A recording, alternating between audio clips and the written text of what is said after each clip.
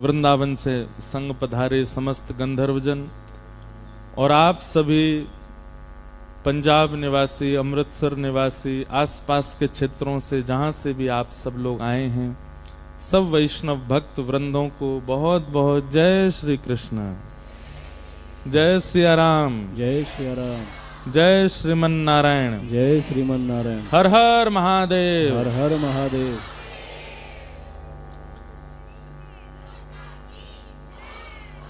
प्यार अभी सबको नहीं आता, सिखा देंगे हम 7 दिन में 7 दिन में सबको याद करा देंगे। अभी पहलो दिन आए, सारे पिटारे आज ही मत खोलो, धीमे धीमे। तो हमारे भारतवर्ष में कई सुंदर शहर हैं, जिन शहरों की अपने आप में बड़ी चर्चाएं हैं। उन्हीं शहरों में बड़ी पुरातन और बड़ी व्यवस्थित, एक सम्मानजनक अपनी भूमिका जो समस्त भारतवासियों के चित्त में बना के रखता है, ऐसा ये अमृतसर। अमृतसर से सबका संबंध है। हमारे सिख भाइयों का तो प्रधान स्थान है ही, हमारे वैष्णव परंपरा के लोगों के लिए भी बहुत उच्च श्रेष्ठ स्थान है। भारत का और पास के देश का सीमा है, इसलिए उसका भी एक केंद्र बिंदु है कि यहां पर लोग बाग उसके दर्शन के लिए भी आते हैं। भारत की कुछ प्रधानताएं हैं जिनसे भारत की पहचान है, उनमें से एक स्वर्ण मंदिर है, उसकी भी प्रधानता है। यहाँ के लोगों की प्रशंसा, शहर की प्रशंसा, सबकी तो हम सुनते ही हैं। यहाँ के भोजन की भी बड़ी प्रशंसा है। तो हर तरीके से अपने आप को सुप्रसिद्ध करने वाला ये अमृतसर, और उस अमृतसर में भी भक्त चरित्रों की अमृत धारा आप सबको पान करने को प्राप्त होगी, ये सौभाग्य है। देवादिदेव महादेव गौरी शंकर भगवान, जिनके प्रांगण में हम आप सब लोग बैठे हैं, एक बात हम स्पष्ट रूप से कह दें और इस बात को आगामी 7 दिन तक रोज हम बोलेंगे कि महादेव जब बहुत प्रसन्न होते हैं तब अपनी अत्यंत प्रसन्नता वैष्णव पर कृष्ण भक्ति प्रदान करके प्रकट करते हैं। महादेव की अत्यंत प्रसन्नता होती है तब हमारे चित्त में कृष्ण भक्ति प्राप्त होती है। यदि किसी ने अपने जीवन काल के अत्यंत समय महादेव की आप उपासना की है, महादेव को खूब भजा है, तो महादेव प्रसन्न होकर के उसको श्री किशोरी जी और ठाकुर जी के सुंदर भाव पर। इस कथा का मुख्य उद्देश्य जो हमारे मन में आया, किन किन भक्तों को महादेव की कृपा से श्री ठाकुर जी की भक्ति प्राप्त हुई, हम उन भक्तों का चरित्र यहां कहेंगे। गुरु कृपा से भगवत प्राप्ति हुई, हमने बहुत सुना है।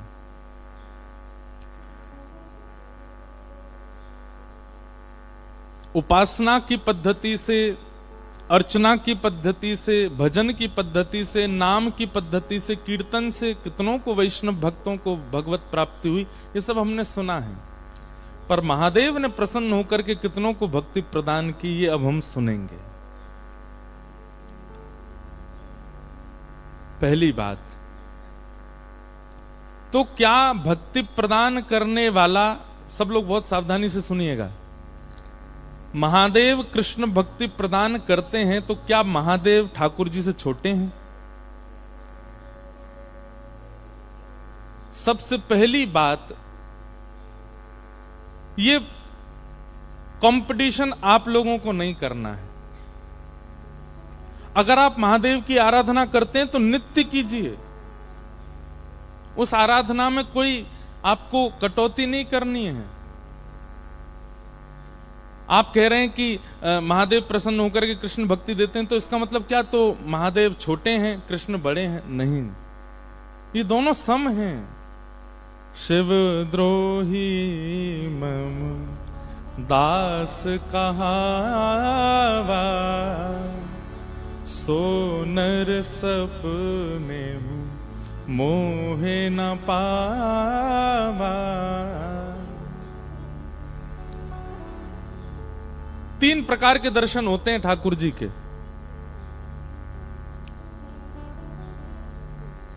ठाकुर जी अगर आपसे मिलना चाहेंगे तो सबसे पहले आपके स्वप्न में दर्शन होगा। बस करना यह है कि उस स्वप्न दर्शन का कहीं भी प्रचार मत कीजिएगा। हां, गुरु के सन्मुख कह सकते हैं। सब लोग बैठ जाएं, कोई भी अब आए नहीं सामने, बस सुनो कथा। क्या बता रहा था मैं? सबसे पहला दर्शन कौन सा? स्वप्न दर्शन। और स्वप्न दर्शन का प्रचार नहीं। रस बतावे से रस को प्रचार करवे से रस घटे। इसलिए रस जितना हो सके उसको गोपनीय रखो। वस्तु जितनी अनमोल होती है उसको उतना गुप्त रखा जाता है, और जितनी गुप्त रहती है उतनी ज्यादा उसकी सुरक्षा बढ़ती है। भक्ति से ज्यादा अनमोल संसार में कुछ भी नहीं है। इसको जितना हो सके गुप्त रखो।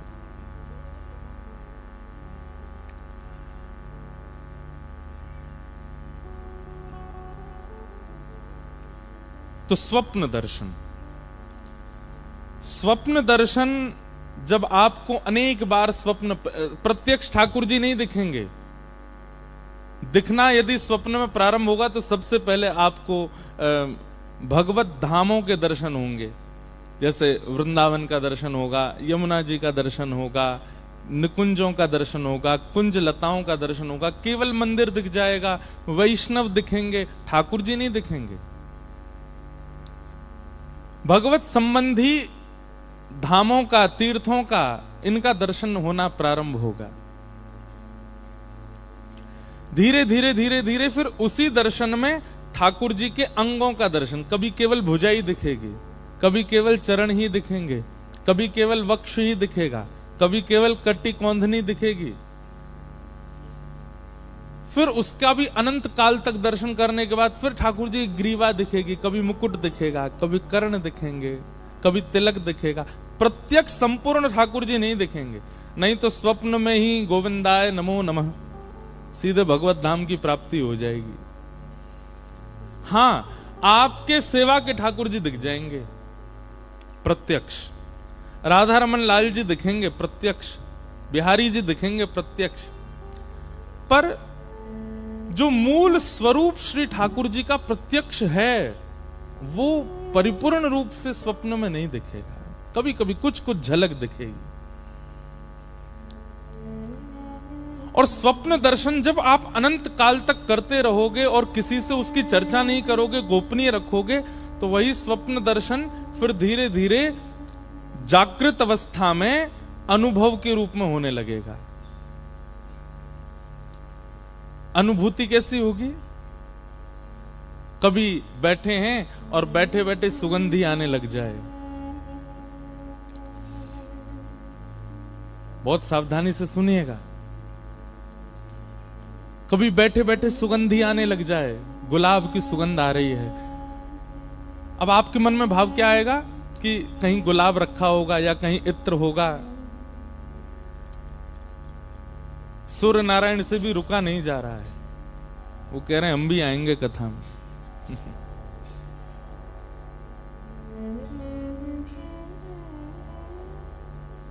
और सीधे ये देखो, श्रोता तो फिर भी सामने बैठे, ये तो ऊपर ही बैठ रहे हैं हमारे। जय हो। बस पजार मत दियो। आप लोग जानते पजार का मतलब क्या होता है? ब्रज भाषा में कहते हैं, जैसे कहते हैं जला मत देना, उसको ब्रज भाषा में कहते हैं पजार मत दियो। 2-4 कुछ नए शब्द भी सीख के जाओ ब्रज भाषा के।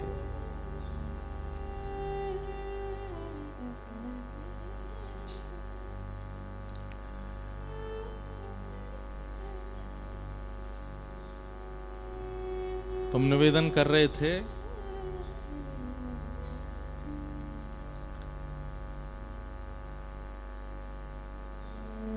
स्वप्न दर्शन। और स्वप्न दर्शन के बाद धीरे धीरे होगा अनुभव। बैठे बैठे सुगंधी आने लग जाए, कभी गुलाब की सुगंधी आ रही है, कभी मोगरे की सुगंधी आ रही है, कभी अन्य अन्य अन्य अन्य पुष्पों के इत्रों की सुगंधी आने लग जाए। और जैसी वो सुगंधी आवे ना, बस नेत्र बंद करके प्रसन्न होना, किसी से कहना नहीं, ना खोजबीन करना। कई लोग संशयात्मिका बुद्धि जिनकी होती है वो खोज भी करते हैं। जिनको संशय होता है अपने प्रेम पर, वो खोज करने जाते हैं, देखूं तो सही ये सुगंधी आ कहां से रही। अरे नहीं, हमारे अंदर विश्वास है कि ठाकुर जी हैं, इसीलिए सुगंधी आ रही है, संशय नहीं है।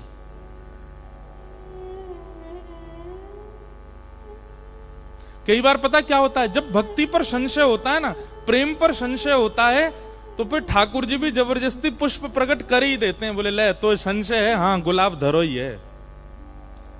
लेकिन संशय नहीं होना तो गुलाब होगा भी नहीं।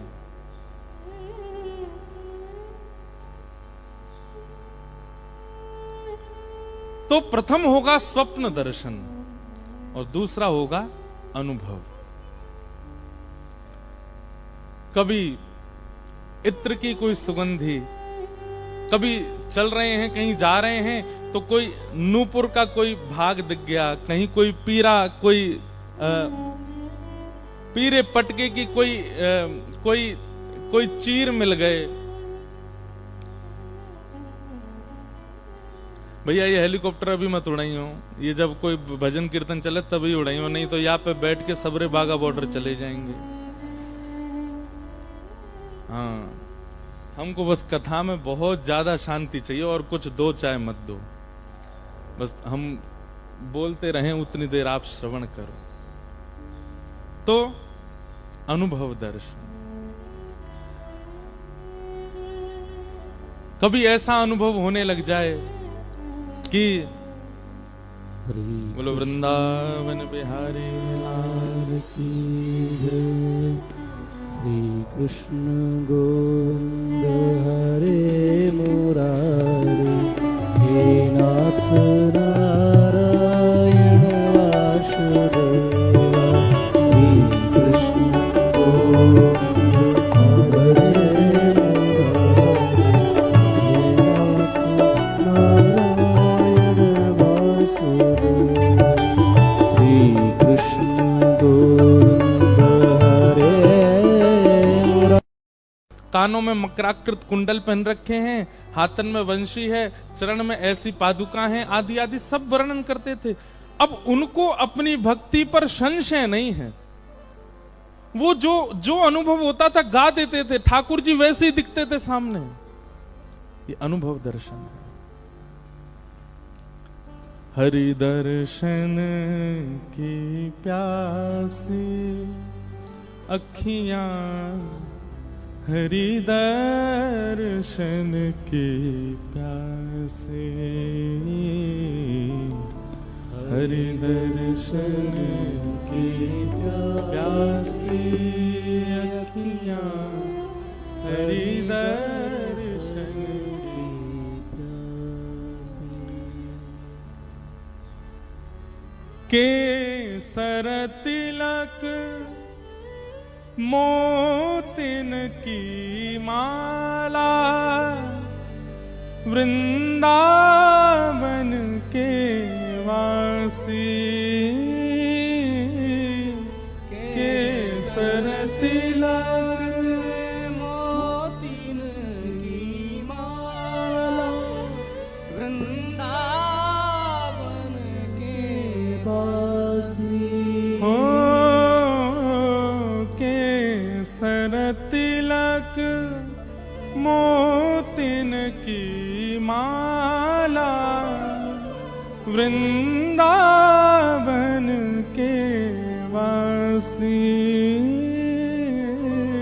केसर तिलक मोतिन की माला, वृंदावन के वासी।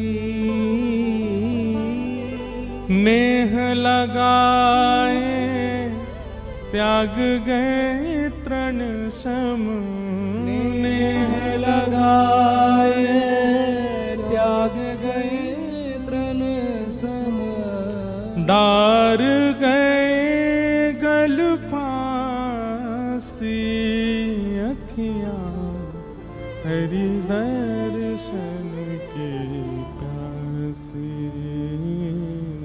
हरि दर्शन की प्यासी अखियां हरि दर्शन की प्यासी। सूरदास जी को अपनी विचारों पर संशय नहीं है।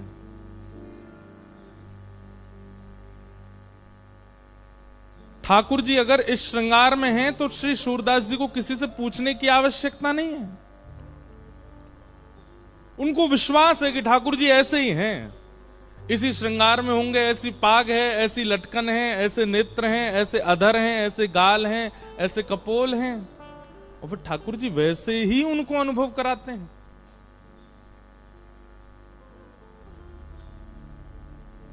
तो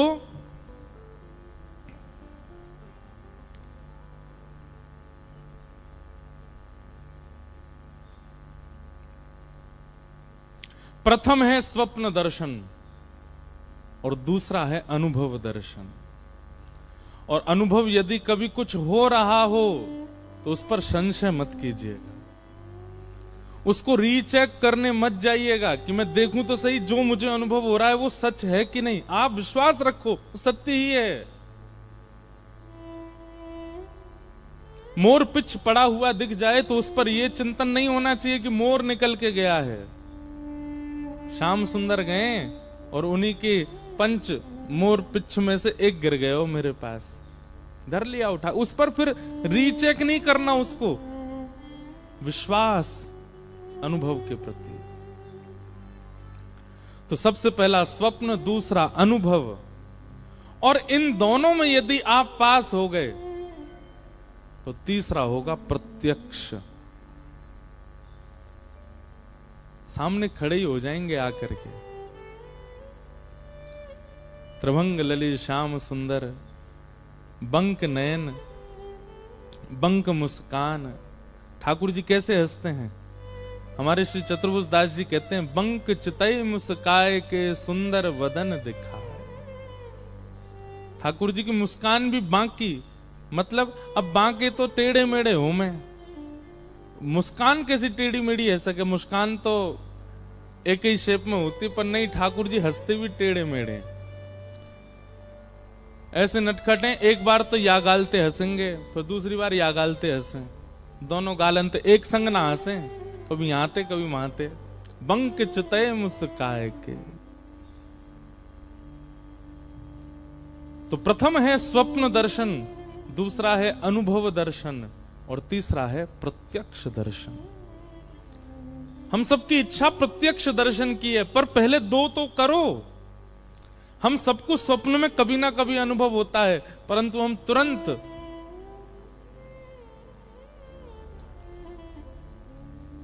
कहीं ना कहीं जाकर के उसका प्रचार कर देते हैं, लोगों को बता देते हैं, या फिर कहीं भी उसको डिस्क्लोज कर देते हैं। और प्रेम बतावे से प्रेम घटे,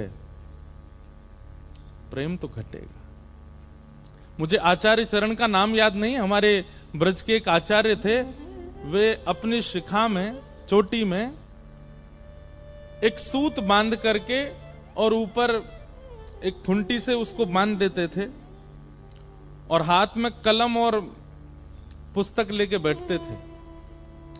और रात्रि में जैसे ही नींद आती थी, तो जब नींद आती थी तो एक क्षण के लिए उनको भगवत चिंतन होता था। तो स्वप्न का स्वभाव है कि स्वप्न, जैसे आप स्वप्न से बाहर आओगे स्वप्न भूल जाओगे। तो अपनी किताब और कलम पास रखते थे, जैसे उनको स्वप्न आता था तो जैसे ही सोते सोते आगे की तरफ झुकते थे, चोटी खिंचती थी, तुरंत आंख खुलती थी। जैसे ही आंख खुलती तुरंत उठा के लिख देते, आज मैंने क्या देखा, कहीं मैं भूल ना जाऊं। और इसी प्रकार करते करते स्वप्न दर्शन से ही उनको प्रत्यक्ष दर्शन की अनुभूति हो गई।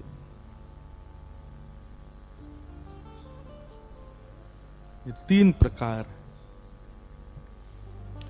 और इन तीनों प्रकारों में जैसे गुरु सहायक हैं, जैसे नामजप सहायक है, जैसे परिक्रमा सहायक है, जैसे आदि आदि सब कारण हमारे ब्रजमंडल में बताए जाते भगवत प्राप्ति के, वो सब सहायक हैं, ऐसे ही महादेव की कृपा सबसे बड़ी सहायक है। महादेव की अति कृपा होती है तब जाकर के कृष्ण भक्ति प्रजायते, कृष्ण भक्ति प्राप्त होती है। तो इस 7 दिवसीय सत्र में उन भक्तों की चर्चा विशेष रूप से होगी जिन पर महादेव ने कृपा की, और महादेव की कृपा से उनको वृंदावन चंद की प्राप्ति हुई, श्री किशोरी जी की प्राप्ति हुई। और उनमें सबसे पहला नाम है हमारे श्री नरसिंह मेहता। किनका? नरसिंह मेहता, जिनको ठाकुर जी की परम प्रेम लक्षणा भक्ति प्राप्त हुई। हम भक्तमाल जी का आश्रय और भागवत जी का दोनों का आश्रय लेंगे। और जगह तो भागवत होती है, कहीं कहीं भक्तमाल होती है, परंतु यहां भागवत भक्तमाल दोनों हैं। इसलिए बहुत सावधानी से सुनिएगा। श्री नरसिंह मेहता जी पर कैसी कृपा महादेव ने की और कैसे उनको भगवत प्राप्ति हुई। भक्तमाल जी के छप्पे को पहले हम गाएं, फिर उस छप्पे की व्याख्या में ही नरसिंह जी का चरित्र सुनेंगे। जगत विदित नरसिंह भगत, गुज्जर धर पावन कियो। जगत विदित नरसिंह भगत, गुज्जर घर पावन कियो। जगत विदित नरसिंह भगत, गुज्जर धर पावन कियो। सुन के गाओ। जगत विदित नरसिंह भगत, गुज्जर धर पावन कियो। हाँ महास्मारत लोग भगति लोलस न जाने। महास्मारत लोग भगति लोलस न जाने। माला मुद्रा देखता सुखी निंदा ठाने। माला मुद्रा देखता सुखी निंदा। हो ऐसे कुल उत्पन्न भयो, भागवत शिरोमणि।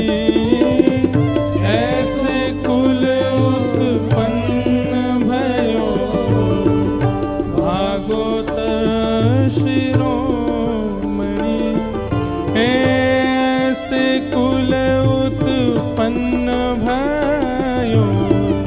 भागवत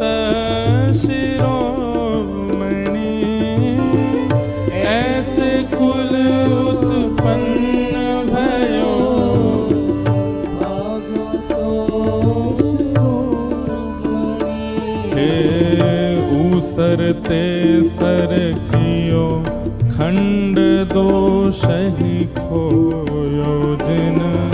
ऊसरते सर कियो, खंड दोष को।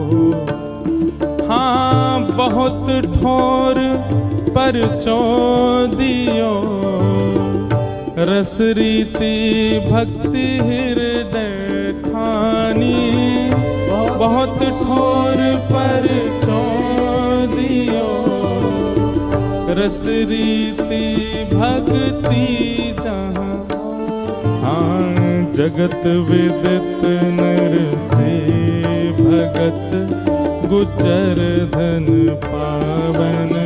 जगत विदित नरसिंह भगत, गुज्जर धन पावन।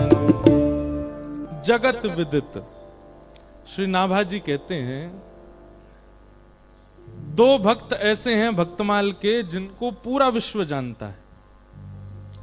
और भारत की लगभग समस्त प्रांतों में, समस्त भाषाओं में इनकी कथाएं गाई गई हैं। उनमें पहले हैं श्री नरसिंह मेहता जी और दूसरी हैं हमारी भक्तिमती मीराबाई। भारत के लगभग सारे प्रांतों में, गुजराती में, मराठी में, मारवाड़ी में, हिंदी में, बंगाली में, तमिल में, सब में नरसिंह मेहता जी का चरित्र गाया जाता है। लेकिन अधिकतर प्रसिद्धि हो जाती है नानी बायरो मायरो, उसी की प्रसिद्धि ज्यादा है, जबकि वो केवल नरसिंह मेहता जी के संपूर्ण चरित्र का एक छोटा सा खंड है जहां भात का प्रसंग आता है। जगत विदित नरसिंह भगत, सब जानते हैं नरसिंह मेहता जी को। नरसिंह मेहता साक्षात श्री मुचकुंद जी के अवतार हैं। बहुत सावधानी से सुनिएगा सब लोग, जितने भी बैठे हैं।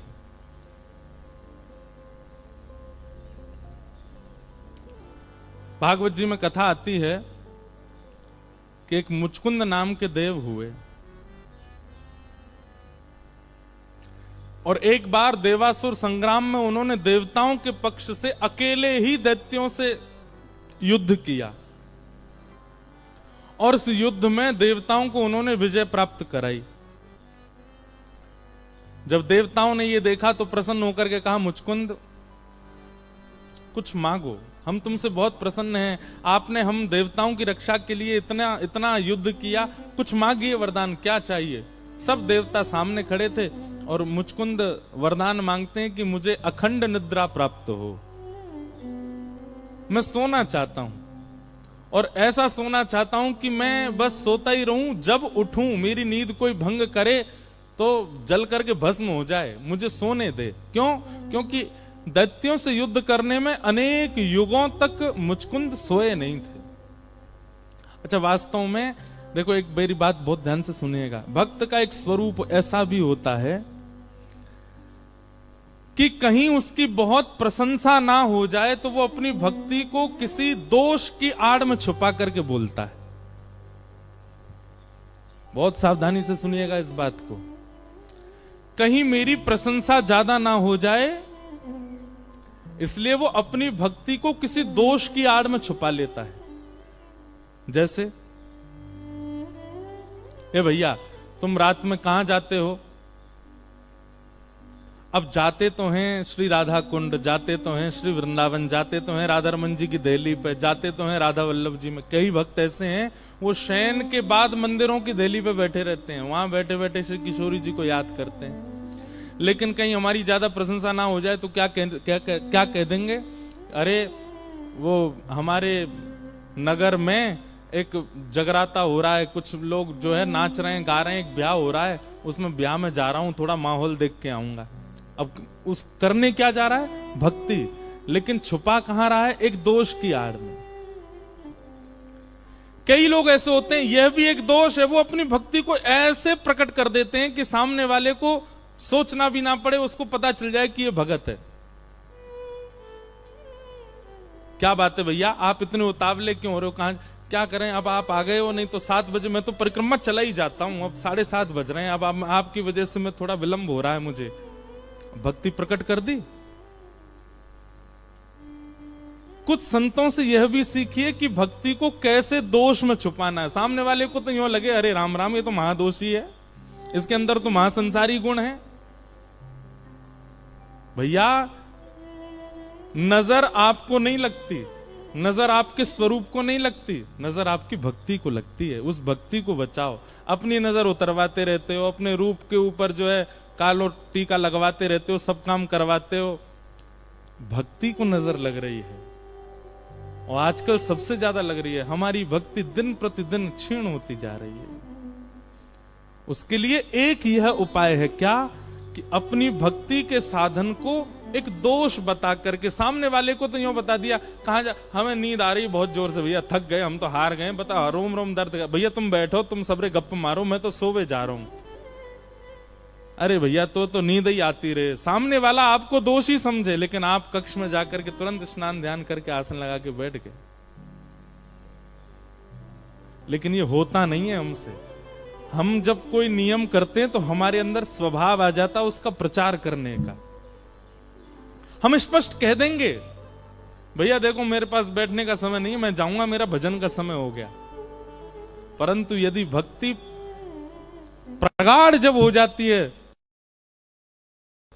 तो आप उसमें दोष बता देते हो सामने वाले को। एक बहाना लगा करके अपनी भक्ति करने जाते हो। भैया देखो, हर प्रेमी व्यक्ति जाएगा कि गए हो वहां जा रहे, हमारे टीम बोलते ने जा रहे हो, जा रहे हैं समोसा खावे, झूठ बोल दो।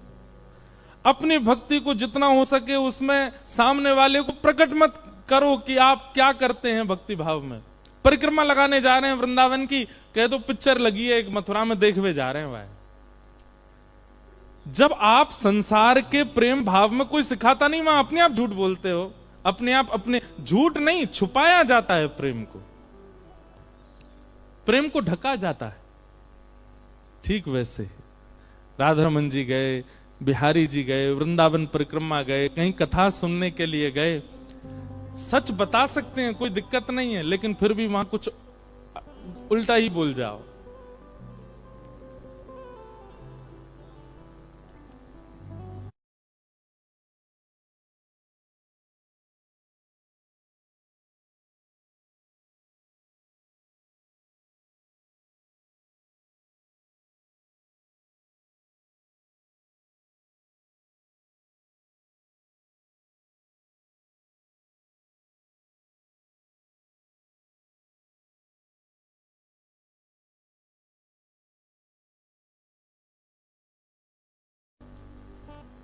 पाओ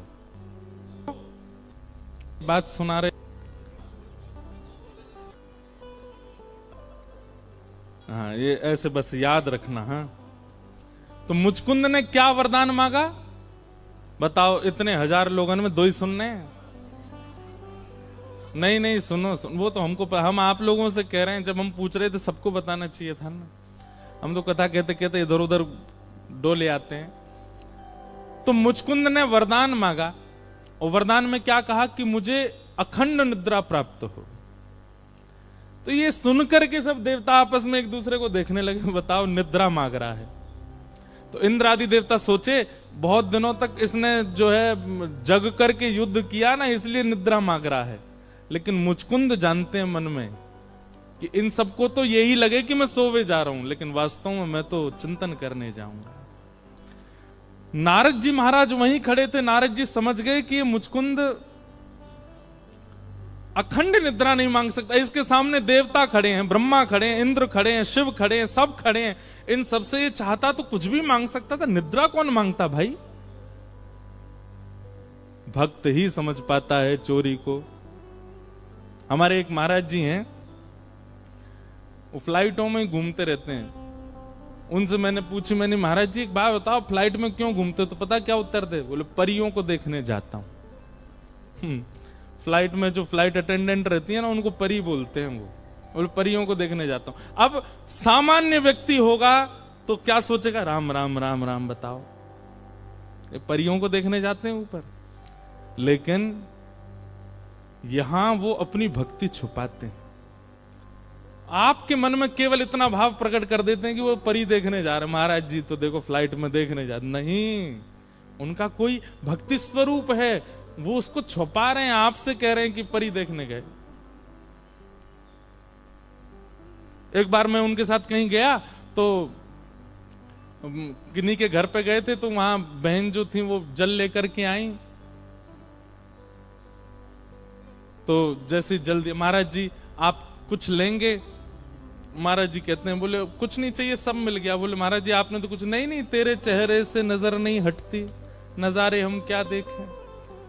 अब सामने वाला बेचारा विचलित हो जाए उनके भाव से, अरे राम राम जी क्या कह रहे हैं। लेकिन उनका भाव हम समझ गए कि वो अपनी भक्ति को ऐसे दोष बता करके छिपाते। स्पष्ट मत कह दीजिए कि आपका नियम क्या है, आपका भाव क्या है। प्रेम में तो छुपाना प्रेम का स्वरूप है। मुचकुंद कहता है कि मुझे अखंड निद्रा प्राप्त हो। नारद जी महाराज समझ गए, बोले कि ये निद्रा के लिए नहीं, ये सब देवताओं के चित्त में दोष बुद्धि प्रकट करवा रहा अपने लिए और स्वयं जाकर के भजन करेगा। तब श्री नारद जी महाराज ने कहा, मुचकुंद हम जान गए तुम्हारे मन में भाव क्या है, अब एक काम कीजिए। बोले क्या? गुरु के बिना भजन में प्रवेश कहीं ना कहीं दोष हो जाता है। देखो, गुरु के बिना अगर आप करते हैं तो कोई दोष मतलब ऐसा नहीं है, लेकिन हाँ वही बात है ना कि बिना एक रक्षक के यदि किसी स्थान पर जाओगे तो वहां पर भय बना रहता है लुट जाने का या किसी और क्रिया का। इसलिए गुरु रूपी रक्षक संग में होना चाहिए। इसलिए जब भी आप नाम जप भी करते हैं ना, कई लोग कहते हैं नाम जप में हमारा मन नहीं लगता, पहले गुरु स्मरण करो, गुरुदेव के चरणार बिंदों का स्मरण करके तब नाम जप में जाओ, आपका भजन पहले से अधिक बढ़ेगा। क्योंकि गुरु के संरक्षण में यदि जाओगे। और एक और बात हम आपसे निवेदन करें, आप चाहे गौड़िया वैष्णव संप्रदाय के यहां बैठे हैं, चाहे रामानंदी बैठे हैं, रामानुजी बैठे हैं, हरिवंशी बैठे हैं, हरिदासी बैठे हैं, सब लोग सुनिए, अपने गुरुदेव से लेकर के अपने गुरु के गुरु, गुरु के गुरु, ऐसे 8 गुरुओं का नाम तो आपको याद होना चाहिए। और नित्य नाम जप करने से पहले अपने अष्टाचार्यों का नाम याद करिए, या तो प्रारंभिक अष्टाचार्य या फिर आपके गुरु से पूर्व 8 आचार्यों का नाम स्मरण करके आप नाम जप में बैठिए। आप हमको याद करेंगे, आपका मन विचलित नहीं होगा। क्यों? क्योंकि वे 8 पहरेदार आपके भजन की रक्षा कर रहे हैं। इन नाम जप में क्यों मन भंग होता है, क्यों निद्रा आ जाती है, क्यों आप कहीं और चले जाते हो? क्यों? क्योंकि आप अकेले जा रहे हो और अकेले आप अपनी रक्षा नहीं कर सकते। सिक्योरिटी तो चाहिए, और सिक्योरिटी वही दे सकते हैं जो स्वयं पहलवान हो। गुरु हमारे पहलवान हैं, उनके संरक्षण में नाम जप में जाइए, उनके संरक्षण में कथा सुनने से पहले भी अपने 8 आचार्यों का नाम स्मरण करके प्रणाम। अगर नहीं याद है तो अब की बार जब भी गुरु घर जाइए, 8 आचार्य प्रारंभ के और 8 आचार्य आपके गुरु से पूर्व के 16 आचार्यों के नाम याद करके आइए। हमारी रामानुज परंपरा में ऐसा भाव बताते हैं कि आचार्य, और जब भी किसी मंदिर में दर्शन करने जाइए तो अपना परिचय ठाकुर जी को दीजिए, उनके शिष्य वो, उनके शिष्य वो, उनके शिष्य वो, उनके शिष्य वो, ऐसे 8 और उनका शिष्य मैं। आपको प्रणाम करता हूं ठाकुर जी। ठाकुर जी प्रसन्न हो जाते हैं। आपकी क्षमता नहीं कि ठाकुर जी को प्रसन्न कर सके, पर आपके गुरु स्मृति तो ठाकुर जी को प्रसन्न करेगी ना। इसलिए छोटी छोटी बातें हैं, इनको याद रखिएगा। और श्री नारद जी महाराज ने मुचकुंद को 12 मंत्र दिया। बोले जब तक तुम निद्रा में रहो इसी मंत्र का चिंतन करना। और श्री मुचकुंद जी महाराज हमारे वृंदावन से थोड़ी दूर पर धौलपुर है, वहीं मुचकुंद गुफा है, वहां जाकर के श्री मुचकुंद जी महाराज निद्रा में, सबके लिए तो निद्रा में चले गए, लेकिन वैसे भाव में चले गए, ठाकुर जी का स्मरण कर रहे हैं। 1000 वर्षों तक मुचकुंद जी सोते रहे, सो नहीं रहे हैं। नरसिंह मेहता इतने श्रेष्ठ भक्त हो गए, उसका कारण है कि उन्होंने पूर्व जन्म में ही भजन किया है। उनकी पूर्व जन्म की भक्ति फल दे रही है उनको। कभी भी किसी भी व्यवस्था को नकारात्मक मत मानो, उसमें कोई भगवत भाव सोच लो, तो जब भी वो अव्यवस्था होगी आपको लगेगा कि ये तो भगवत भाव है। जैसे अगर आप सोच लो कि मुझे जब जब ठोकर लगती है तो मुझे लगता है ठाकुर जी याद कर रहे हैं, तो आगे से जब भी ठोकर लगेगी, अच्छा ठाकुर जी याद कर रहे थे आप। नहीं तो ठोकर लगने पे क्या सोचते थे, पता नहीं कोई गाली दे रहा है, जीभ कट गई, अरे जीभ कट गई, कोई गाली दे रहा है। ये जितनी नकारात्मक चीजें आपके साथ होती हैं, सब में ऐसा विचार करो, इसमें कोई भगवत भाव जोड़ दो, आगे से वो जब भी होगा उस स्थिति में आपको ठाकुर जी की याद आएगी। अब हमारा तो कथा का काम है, सब जगह जब लाइट जाती है तो हमने फिर ये भाव रख लिया ठाकुर जी आ गए। अब इसका ऐसा प्रभाव देखने को मिला कि कई बार ऐसा प्रसंग चल रहा होता है जहां ठाकुर जी प्रकट हुए और लाइट गई, वो अपने आप सार्थक हो जाती है बात। तो क्या बता रहे थे हम, मुचकुंद जी ने 1000 वर्षों तक भगवत भजन किया, और 1000 वर्षों तक वहीं सोते रहे, आनंद करते रहे, ठाकुर जी का स्मरण करते रहे। सब देवताओं को लग रहा है कि मुचकुंद सो रहे हैं, मुचकुंद गहरी निद्रा में खर्राटे ले रहे हैं, लेकिन वास्तव में मुचकुंद भजन कर रहे हैं।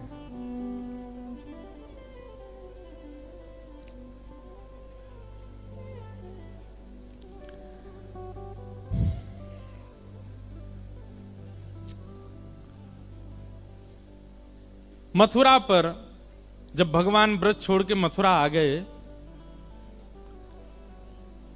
तो मथुरा पर एक तरफ से तो जरासंध ने चढ़ाई की और दूसरी तरफ से काल यवन ने चढ़ाई की। भगवान 17 बार जरासंध को हरा चुके थे। अब की बार यवन देश का कोई यवन आया है युद्ध करने के लिए, उसको भी नारद जी ने भेजा था। तो काल यवन अपनी सेना लेकर के जैसे ही आया भगवान से युद्ध करने के लिए, तो ठाकुर जी उससे युद्ध करने के लिए अकेले ही गए, कोई और किसी को संग लेकर के नहीं गए। बहुत ध्यान से सुनिएगा। ठाकुर जी उससे युद्ध करने के लिए जैसे ही गए तो काल यवन तो पहले देख के आश्चर्यचकित हो गया, मैं इतनी सेना लेके आए, ये अकेला आ रहा है मुझसे लड़ने के लिए। ठाकुर जी अपने रथ पर बैठ करके गए अकेले और थोड़ी दूर पर जाके रथ रोक दिया, अकेले स्वयं नीचे उतरे और कहा कि हे काल यवन, मैं अकेला लड़ रहा हूं तो तुमको भी अकेला ही लड़ना है मुझसे, आ जाओ। काल यवन लड़ने के लिए आया। भगवान बोले मैंने अस्त्र शस्त्र नहीं रखे हाथ में तो तुम भी नहीं रखोगे, तुम भी छोड़ो। काल यवन ने भी अस्त्र शस्त्र छोड़ दिए, बोले मैं यहां युद्ध नहीं करूंगा, मेरे मन के स्थान पर युद्ध करूंगा। काल यवन गुस्सा में आ गया, बोले रुक तुझे बताता हूं अभी। ठाकुर जी आगे आगे दौड़ने लगे, पीछे काल यवन दौड़ रहा था। ठाकुर जी सीधे ले गए उसको मुचकुंद की गुफा में। मुचकुंद ने वरदान मांगा था, यदि मेरी कोई निद्रा भंग करे तो मैं उसको देखूं और जल के भस्म हो जाए। ठाकुर जी गए, तुरंत अपनी काली कमरी उतार करके सोते हुए मुचकुंद के ऊपर डाल दी। कितना बड़ा सौभाग्य। जा कारी कमरी के काजे पूरा ब्रजमंडल बाबरो रहो, वो पहली बार कौन को प्राप्त भाई? मुचकुंद को प्राप्त हुआ। मुचकुंद के ऊपर ठाकुर जी ने उसको उड़ा दिया और स्वयं जाकर के छिप गए गुफा में। पीछे से काल यवन जैसे ही आया उसने आकर के देखा, ए छलिया माखन चोर, देख यहां कैसे काली कमरी में छुप करके ढक करके अपने आप को छिप गया है मुझसे, रुक मैं तुझे अभी बताता हूं। जैसे ही उसने मुचकुंद को जोर से हिलाया, तुरंत खड़ा हुआ, नेत्रों से अग्नि प्रकट हो गई और काल यवन जल करके भस्म हो गया। और जैसे ही काल यवन की मृत्यु हुई तभी उसको देखा, त्रिभंग ललित श्याम सुंदर खड़े हैं दूर। नेत्र सजल हो गए, ठाकुर जी के चरणों में प्रणाम किया, भगवान ये मैंने क्या कर दिया? ये कौन था? इसकी मृत्यु? भगवान बोले तेरे द्वारा ही उसकी मृत्यु होनी थी, इसलिए योजना बनी, और मुझे तुझे दर्शन देना था इसलिए योजना बनी। मैं तुम्हारी भक्ति से, तुम्हारे भजन से बहुत प्रसन्न हूं, और सबसे ज्यादा प्रसन्नता मुझे इस बात की कि तुमने अपने भजन को छुपाया निद्रा कह करके।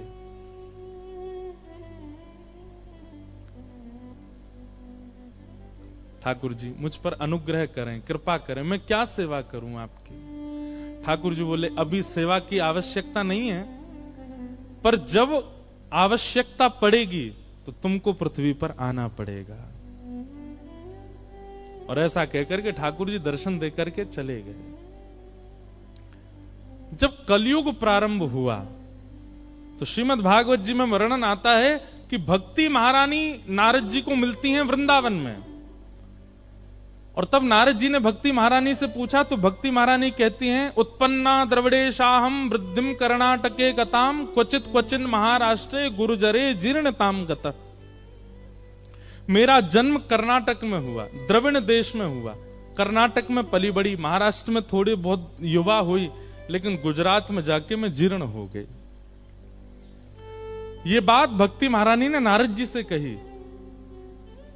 तब नारद जी ने मन में विचार किया कि गुजरात में भक्ति जीर्ण, यानी कि भक्ति, ये आज जिस गुजरात का दर्शन आप करते हैं ऐसा गुजरात पहले नहीं था। पहले गुजरात कैसा था सुनो। माला मुद्रा देख तासु की निंदा ठाने। गुजरात कैसा था? श्री नाभाजी कह रहे हैं, यदि किसी के गले में कंठी दिख जाती थी, यदि किसी के माथे पर उर्दपुंड दिख जाता था, यदि कोई वैष्णव दिख जाता था गुजरात में, तो गुजरात में एक संप्रदाय थी जिसका नाम था महास्मारत। महास्मारत लोग भक्ति लौल से न जाने। महास्मारत, ये महास्मारत कैसे होते हैं? ये केवल यज्ञ करते हैं, केवल चमत्कार पर इनका विश्वास रहता है, और केवल बलि दे करके कैसे भी देवताओं को प्रसन्न करना है अपने काम बनवाने के लिए, इन लोगों को महास्मारत कहते हैं। ऐसे महास्मारतों की इतनी संख्या थी गुजरात में कि वो कहीं तिलकधारी, कंठीधारी, वैष्णव वेशधारियों को दिखते थे तो इतनी निंदा करते थे, इतनी निंदा करते थे कि वो गुजरात छोड़ के जब तक चला ना जाए तब तक निंदा करते थे। मैं जब ये भाव पढ़ रहा था ना, तब मेरे मन में आया, तब तो अकेला एक गुजरात था, आज तो भारत के कई प्रांत ऐसे हो गए। ना जाने कितने नरसिंह मेहताओं को उत्पन्न होना पड़ेगा। इसलिए हमारी प्रार्थना है,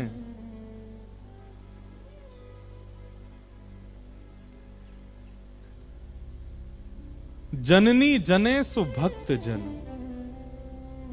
यहां जितनी भी माताएं बैठी हैं, कभी अगर भविष्य में आपके गर्भ से कोई बालक जन्म हो ना, तो मन में कभी ये विचार मत करना बहुत बड़ा बिजनेसमैन हो, ये बहुत बड़ा कोई राजा हो या कोई बहुत बड़ा धनवान हो। एक ही बात सोचना 9 महीने तक, ये जो भी हो भक्त हो और नरसिंह जैसा हो। हम बहुत बड़ी बात नहीं कह रहे हैं, पर आज पंजाब को भी आवश्यकता है नरसिंह मेहता की, हमारे उत्तर प्रदेश को भी आवश्यकता है नरसिंह मेहता की।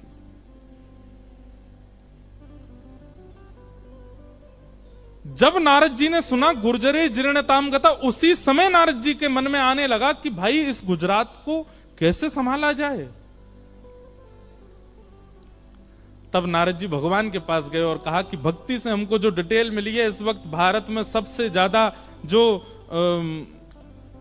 खराब स्थिति है वो गुजरात की है। कृपा करके गुजरात में कुछ ऐसा करना पड़ेगा जिससे वहां भक्ति प्रकट हो। तब भगवान ने नारद जी से कहा, आपका ही शिष्य है। कौन? मुचकुंद। उसने बहुत भजन किया है और उसने हमसे कहा था कि हमें कोई सेवा दीजिए। अब उसी मुचकुंद को आप ले जाइए और जाकर के कलयुग में गुजरात में ही उनको जन्म करवाइए। तब श्री नारद जी महाराज मुचकुंद जी के पास गए और कहा, देखिए अब ठाकुर जी ने आपके लिए आज्ञा की है, क्या इतना भजन किया, आपने कहा कोई सेवा दो, अब ठाकुर जी सेवा दे रहे हैं। जिस गुजरात में ऐसी स्थिति है, माला मुद्रा देख तासु की निंदा ठाने, ऐसे गुजरात में जाकर के आपको भजन करना है। मुचकुंद जी ने वचन दिया, मैं वचन देता हूं कि गुजरात में जाकर के ऐसी भक्ति का प्रचार करेंगे कि वर्षों तक, कल्प कल्पांतरों तक जो भी गुजरात की भूमि में जन्म लेगा वो वैष्णव ही होगा। आज यदि पूरे भारत को अगर आप खकाल के देखेंगे तो सबसे ज्यादा जय श्री कृष्ण बोलने वाले, सबसे ज्यादा वैष्णव भाव रखने वाले भक्तों की संख्या गुजरात में है। ये नरसिंह मेहता की देन है गुजरात को।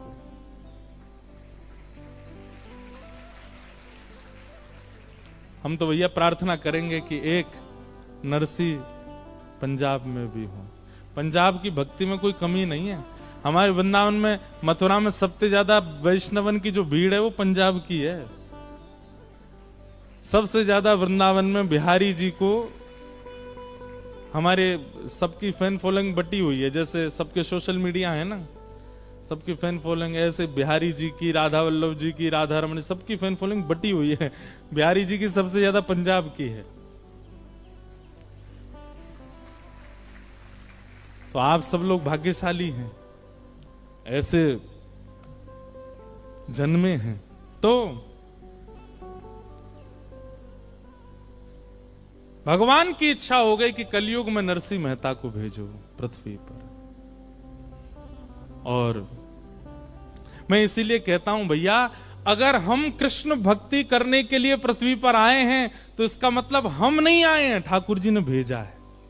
ठाकुर जी ने भेजा। आप यदि भक्त हो चुके हैं और एक लंबा समय भक्ति काल में व्यतीत कर चुके हैं, तो इसका मतलब आप उद्देश्य से भेजे गए हो। राधा रमन जी को देख के, बिहारी जी को देख करके नेत्र सजल हो जाते हैं, तो इसका मतलब यह कि आपका संबंध प्राचीन है।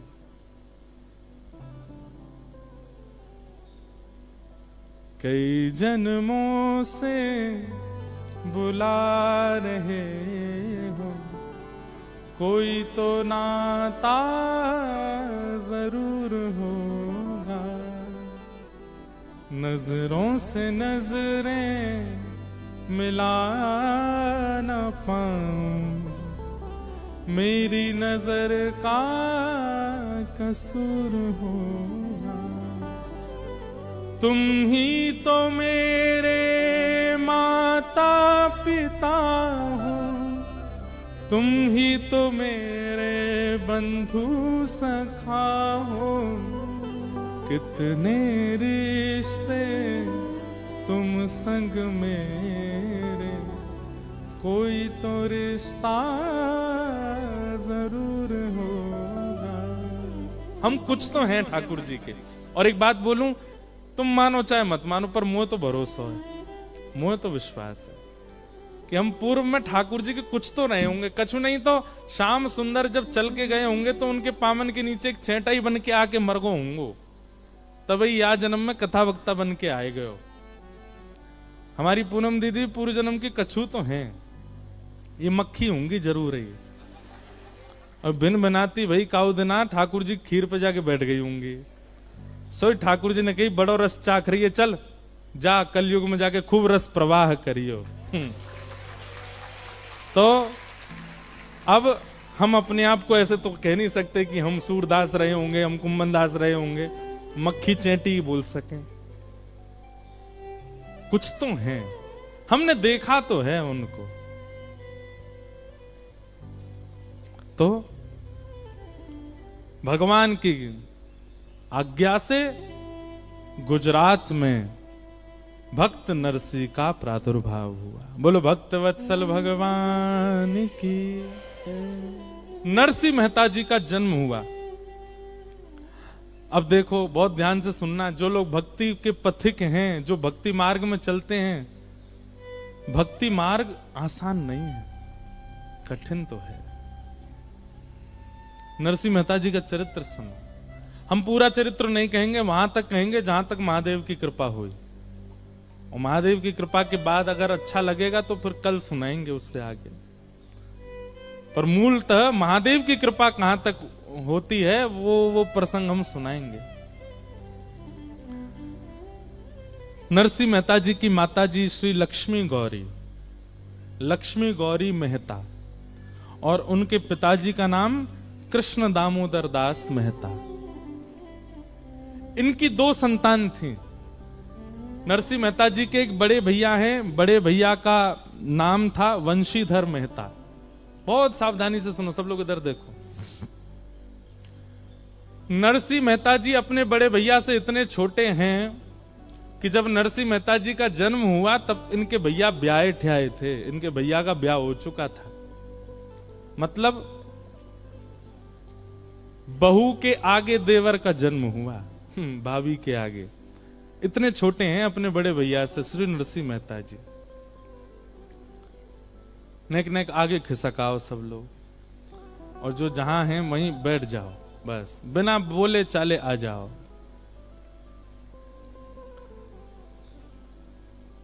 तो नरसी मेहता जी बहुत छोटे थे, लेकिन जन्म से ही इतने रूपवान, इतने गुणवान, इतने शीलवान कि इनको कोई देखे तो देखता ही रह जाए। परंतु एक बात याद रखिएगा बंधुओं कि यदि कोई बहुत गुणवान दिख रहा है तो उसका मतलब है कि उसमें कोई दोष तो करके भेजा ही होगा ठाकुर जी ने। संसार में कोई भी व्यक्ति सर्वगुण संपन्न नहीं है। हमने कहीं सुनते भय खिसक के आगे आ जाओ, हाँ सुनना नहीं छोड़ो, बस जहां है वहीं बैठ जाओ। नरसी मेहता जी बहुत सुंदर हैं, लेकिन दोष क्या था? गूंगे और बहरे, ना बोल सकते हैं और ना सुन सकते। इतने सुंदर स्वरूपवान श्री नरसिंह मेहता जी जन्मे। कहां जन्मे? जूनागढ़ के पास में एक गांव था तलाजा, वहां आपका जन्म हुआ। लेकिन बाद में पिताजी व्यापार की दृष्टि से और कुछ अपने गृह आदि के उत्थान के लिए जूनागढ़ आ गए। गुजरात में एक स्थान है जूनागढ़। हमारे वृंदावन से भी जूनागढ़ का संबंध है। महादेव के उपासक भी जूनागढ़ में रहते हैं, देवी के उपासक भी जूनागढ़। जूनागढ़ सबके उपासना का केंद्र है। हमारे श्री राधा वल्लभी परंपरा के एक बहुत अच्छे भक्त हुए, उनका नाम था विठल दास। विठल दास जी भी वहीं रहते थे, जूनागढ़ में। बहुत अच्छे अच्छे चरित्र हैं जूनागढ़ के।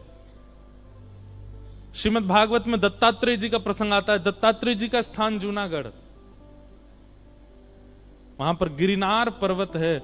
यदि कभी कोई साधना की इच्छा रखता हो चित्त में, तो गिरनार की शरण में जाए। तो नरसिंह मेहता जी का जन्म हुआ।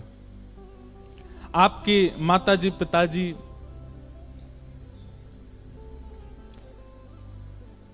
दोनों खूब प्रसन्न थे, लेकिन ठाकुर जी की इच्छा कुछ और ही थी। 5 वर्ष के थे केवल श्री नरसिंह मेहता जी, और तभी उनके माता पिता दोनों भगवत धाम प्रस्थान कर गए। चिंता तो रहती थी कि बालक बोलता नहीं है, और अधिकतर ऐसा होता है कि जिसको बोलना नहीं आता वो सुनता भी नहीं है। तो नरसिंह मेहता जी ना सुन पाते थे ना बोल पाते थे, माता पिता दोनों चले गए। ऐसी स्थिति में नरसिंह मेहता, एक बात याद रखिएगा बंधुओं, परीक्षाएं बहुत होती हैं। ठाकुर जी के पथ पर यदि आप चल रहे हो और आपकी परीक्षा नहीं हो रही है, तो इसका मतलब है कि आप क्लासरूम से बाहर बैठे हो। क्लास में बैठोगे, टीचर की दृष्टि पड़ेगी, तो फिर आपसे कुछ भी पूछा जा सकता है। ठाकुर जी की जीवन रूपी परीक्षा में यदि आप बैठे हो, तो आपसे हर दिन एक प्रश्न किया जाएगा। प्रश्न मतलब आपकी परीक्षा ली जाएगी। और यदि आपकी कोई परीक्षा नहीं होती है, तो इसका मतलब है कि आप बंक मार के बैठे हो बाहर। ठाकुर जी की दृष्टि पड़ नहीं रही है आपके ऊपर। छोटे से नरसिंह मेहता ना बोलना जानते हैं ना सुनते हैं। माता पिता भी बाल अवस्था में छोड़ के चले गए। भैया थानेदार थे, भाभी बहुत कर्कश स्वभाव की थी, छोटे से नरसिंह मेहता थे। तो माता पिता चले गए, तो दादी के साथ जय कुंवरी बाई, उनकी दादी का नाम, उनके पास श्री नरसिंह मेहता रहते थे। और उनकी दादी इतनी धार्मिक थी, इतनी भजनानंदी थी, सत्संग में जाना, कीर्तन में जाना, कथाओं में जाना। लेकिन सत्संग कथा सब कुछ करने के बाद जो कथा सुना रहे होते थे, उनके चरणों में नरसिंह मेहता को पधराती और कहती, कुछ कृपा करो। रूप दिया ठाकुर जी ने, स्वरूप दिया, छरेरा स्वरूप दिया, सब कुछ दिया। माता पिता छीन लिए इसके, मेरे पास रहता है, लेकिन आप कुछ कृपा करो, कम से कम बोलने तो लग जाए। ये बोलता भी नहीं, सुनता भी नहीं। मेरी चिंता केवल इतनी है कि कल को अगर भूख भी लगेगी तो किससे मांगेगा? ये बोल भी नहीं पाएगा कि मुझे भूख लगी है। सब संतों के पास ले जाती, ले जाकर के नरसिंह मेहता को प्रणाम करती और उनसे रोते हुए यही निवेदन करती कि आप कृपा करो। सब संत कहते हैं हाँ होगा, ठीक हो जाएगा, ठीक हो जाएगा। तभी एक शिवालय था जूनागढ़ में। बहुत सावधानी से सुनो, इधर वाले थोड़ा ध्यान ज्यादा रखना, हमारी दृष्टि यहां बहुत कम पड़ेगी। हाँ, तो इसलिए आप लोग हम पर दृष्टि रखना है, कृपा दृष्टि बनाए रखना। हम सामने वाले ने देख रहे हैं, आप हमें देखो। अब यहाँ इधर वाले तो इधर उधर देखते हैं तो हम टोक देते हैं, यहाँ वालों कैसे टोकें? तो एक अद्भुत महात्मा आए, शिवालय पर आकर के बैठे, ना खाते हैं ना पीते हैं, केवल भजन करते रहते हैं। केवल अवधूत भेष उनका, और महाराज उनके दर्शन के लिए लाखों लोगों की कतार लग जाती। वो किसी से मिलते नहीं थे, एकांत में बैठे रहते, लोग बाहर से दर्शन करके चले जाते। नरसिंह मेहता की दादी छोटे से नरसिंह को लिए गोद में पहुंच गई वहां पे, लाइन में खड़ी रही दिन भर।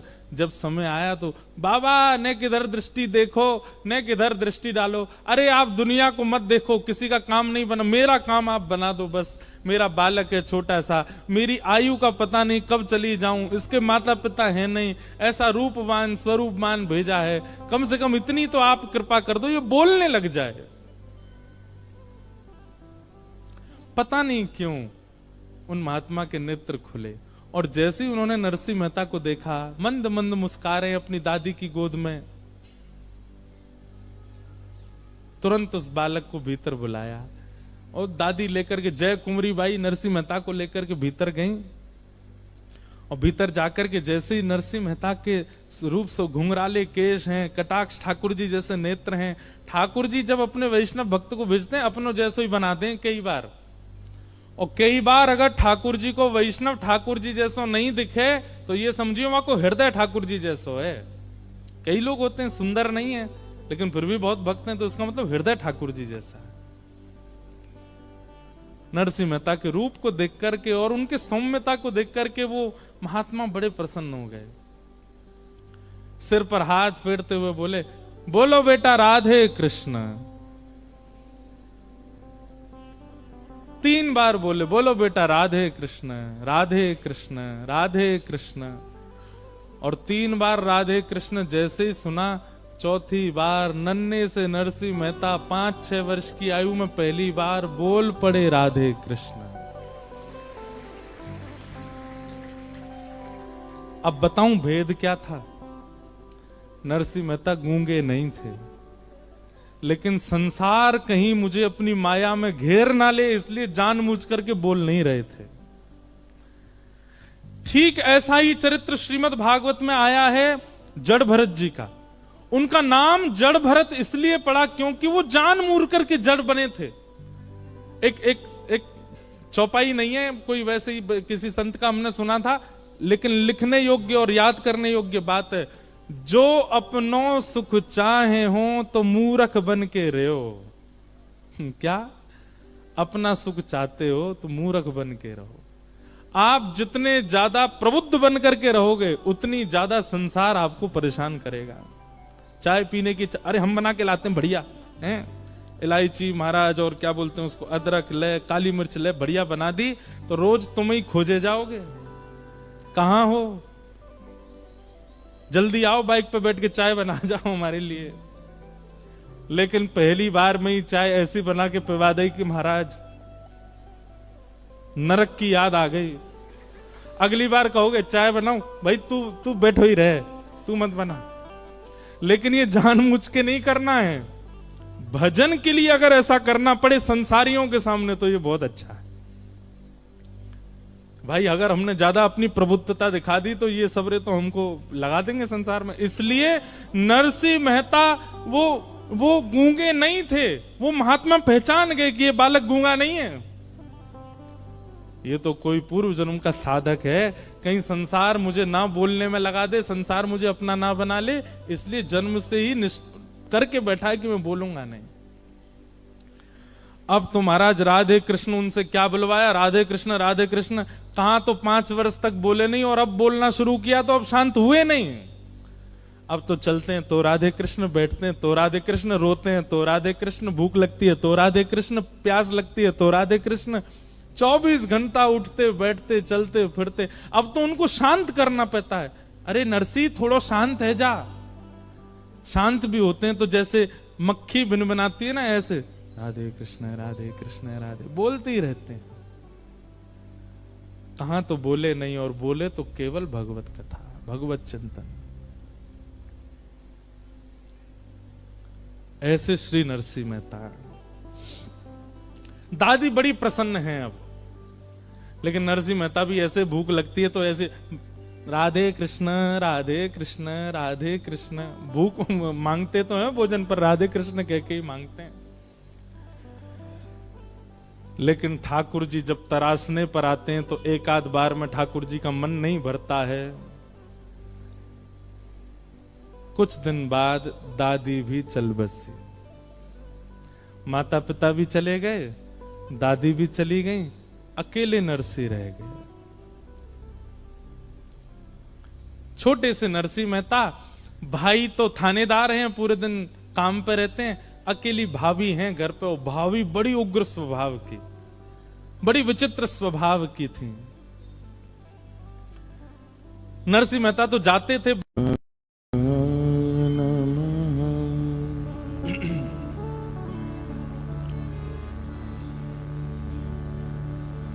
धेयं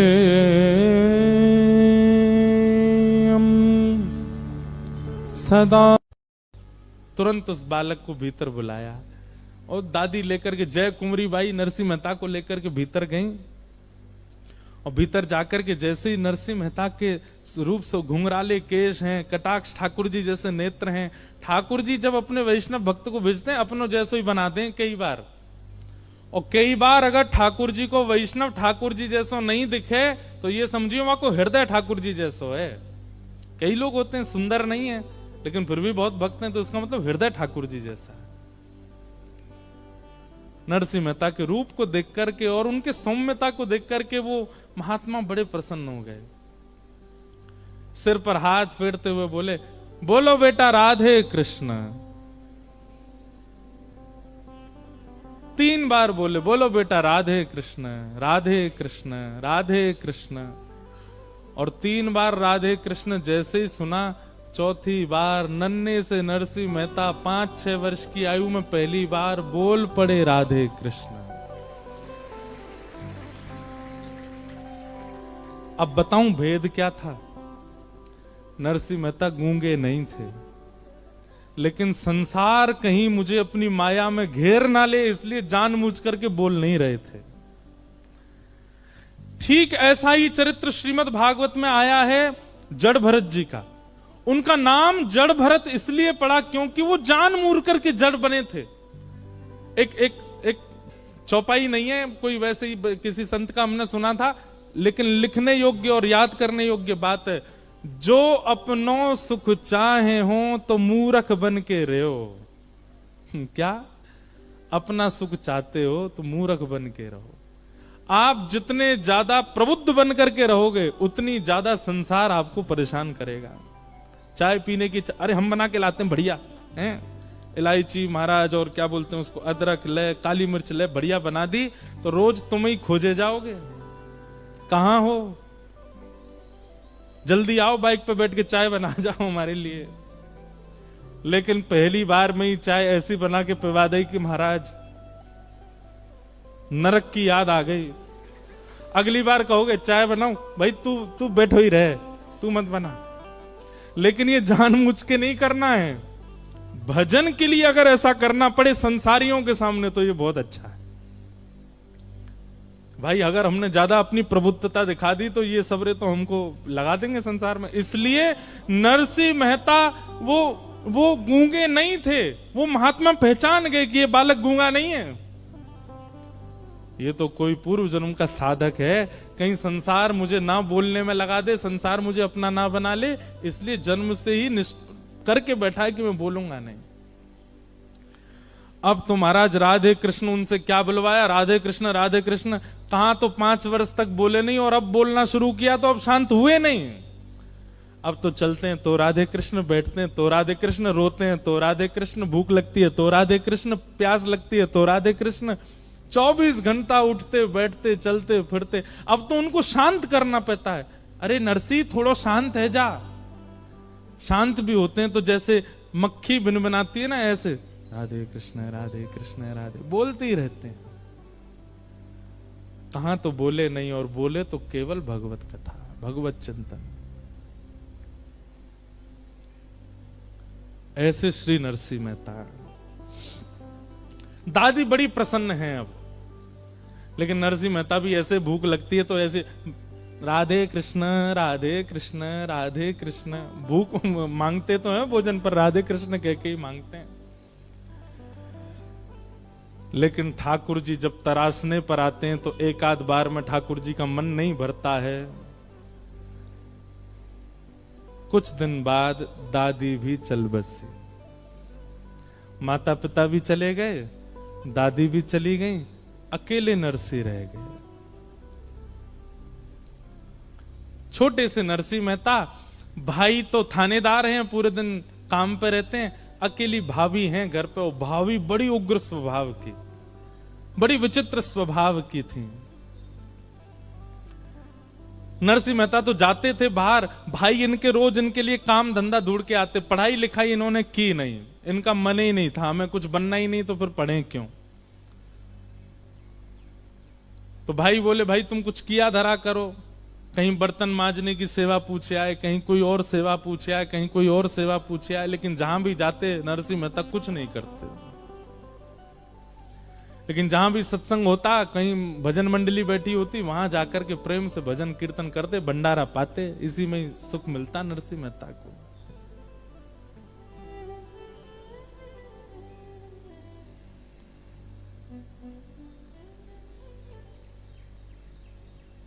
एक दिन नरसिंह मेहता सुबह सुबह कहीं से आए, छोटे से हैं। अच्छा, नरसिंह मेहता जी का जो मूल नाम है, आज हम पढ़ रहे थे, नरसिंह मेहता जी का नृसिंह रामदेव ये नाम था। नृसिंह राम मेहता, बाद में उनका नाम फिर नरसी हो गया। उनका मूल नाम नृसिंह राम मेहता। आज आए और आकर के केवल राधे कृष्ण बोलते हुए आए, लेकिन अब भाभी तो राधे कृष्ण वाली भाषा जानती नहीं, तो उनके आगे थोड़ा बोलते, भाभी माँ मुझे बहुत जोर की प्यास लगी है, गला सूख रहा है, थोड़ा सा जल दे दीजिए। जल की याचना जैसे ही करी, इनकी भाभी तो उग्र स्वभाव की, खूब सुनाया। बोले तुझे शर्म नहीं आती, तू जल मांग रहा है?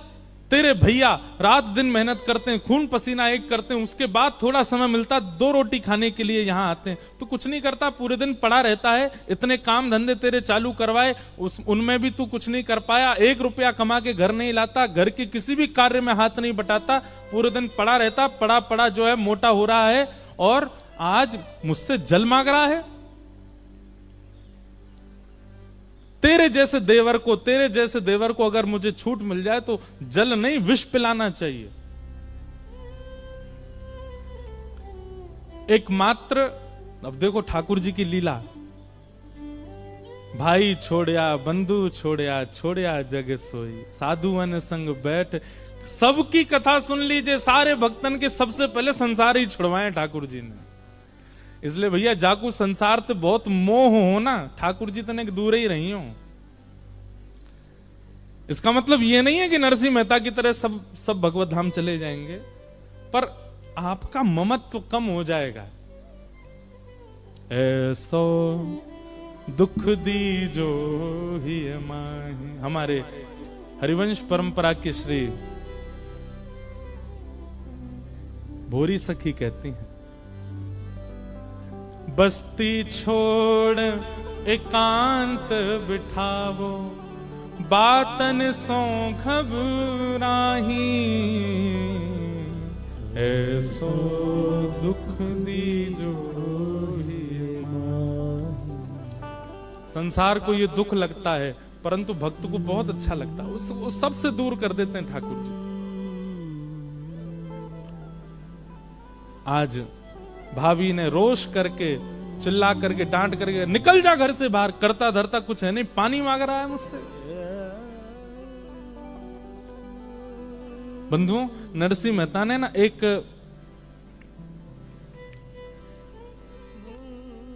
अभी नहीं, आगे चल करके नरसिंह मेहता ने एक पद लिखा जिसमें अपनी पीड़ा गाई उन्होंने ठाकुर जी से। नरसिंह मेहता कहते हैं,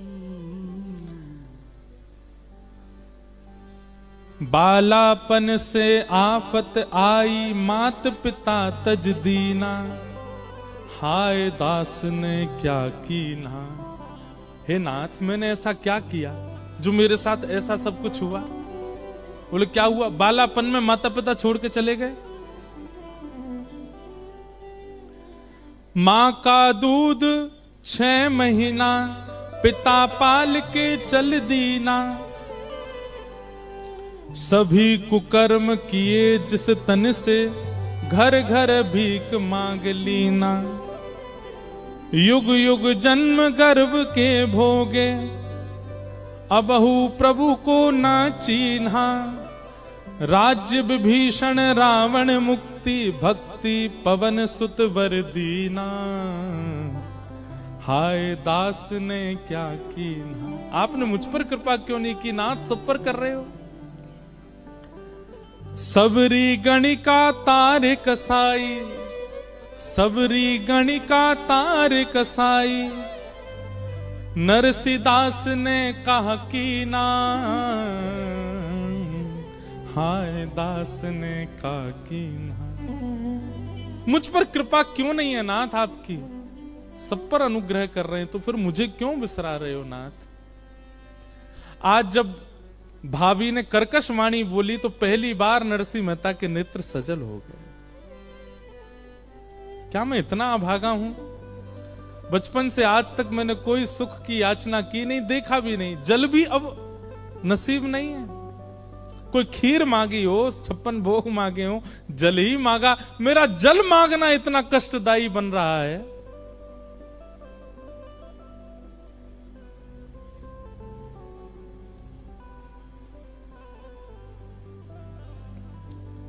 क्या वह स्वभाव पहला, सरकार अब नहीं। हमारे ब्रज में बिंदु जी महाराज ठाकुर जी से शिकायत करते हुए कहते हैं, बोले नाथ जैसे लोग बदल जाते हैं ना, ऐसे आप भी बदल गए हो। बोले आपका पहले स्वभाव बहुत अच्छा था। बोले क्यों। गजेंद्र को तार दिया आपने जो मानव नहीं था। मीराबाई को तार दिया आपने जो वेद शास्त्रों के श्लोक नहीं जानती थी। कबीरदास को तार दिया आपने जो ऐसे श्रेष्ठ कुल में भी नहीं जन्मे थे। रैदास को तार दिया आपने। हम में कौन सी कमी रह गई, हमको क्यों नहीं तारते हो नाथ। तब श्री बिंदु जी महाराज ये ठाकुर जी से शिकायत करते हुए गाते हैं। बहुत सुंदर भाव है, गाइएगा मेरे साथ। मानो नरसिंह मेहता भी आज ठाकुर जी से कह रहे हैं, नाथ मुंह में कहा कमी रह गई। 6 वर्ष के बालक की इतनी परीक्षा। एक बात कह दें फिर गाएंगे, भक्ति इज इक्वल टू परीक्षा। अगर परीक्षा जीवन में नहीं है तो आप अपने आप को भक्ति मार्गी मत कहिए। बहुत परीक्षाएं आती हैं। न तन का सुख रहेगा, ना मन का सुख रहेगा, ना बुद्धि का सुख रहेगा, ना पारिवारिक सुख रहेगा। सारे संसार को दिखने वाले सुख नहीं रहेंगे, लेकिन फिर भी आप प्रसन्न रहोगे। ये भक्ति। घर का प्राणी कहा ना माने, मन मन खुशी मनाओ। कोई भी आपके अनुकूल नहीं रहेगा, लेकिन फिर भी आप खुश रहोगे। यही तो बात है। लंग्स काम नहीं कर रहे, ऑक्सीजन नहीं आती है, बुद्धि आधी पैरालाइज हो गए हो, किडनी फेल हो गई है, हाथ पांव चलते नहीं है, लेकिन फिर भी प्रसन्न रहोगे। पत्नी अनुकूल नहीं है, बच्चे सुनते नहीं है, परिवार के सब लोग निंदा करते हैं, लेकिन फिर भी प्रसन्न रहोगे। ये भक्ति का स्वरूप है। देह को मिलने वाला सुख नहीं मिलेगा, लेकिन फिर भी प्रसन्न रहोगे। लेकिन हम फिर भी शिकायत करेंगे, क्या वह स्वभाव पहला, सरकार अब नहीं है। क्या वह स्वभाव पहला, सरकार अब नहीं है। हम दीनों के वास्ते क्या दरबार अब नहीं है। हम दीनों के वास्ते क्या दरबार अब नहीं है। ओ क्या वह स्वभाव पहला, सरकार अब नहीं है। क्या वह स्वभाव पहला, सरकार अब नहीं। बिंदु जी कहते हैं, या तो दयालु मेरी दृढ़ दीनता नहीं है। या तो दयालु मेरी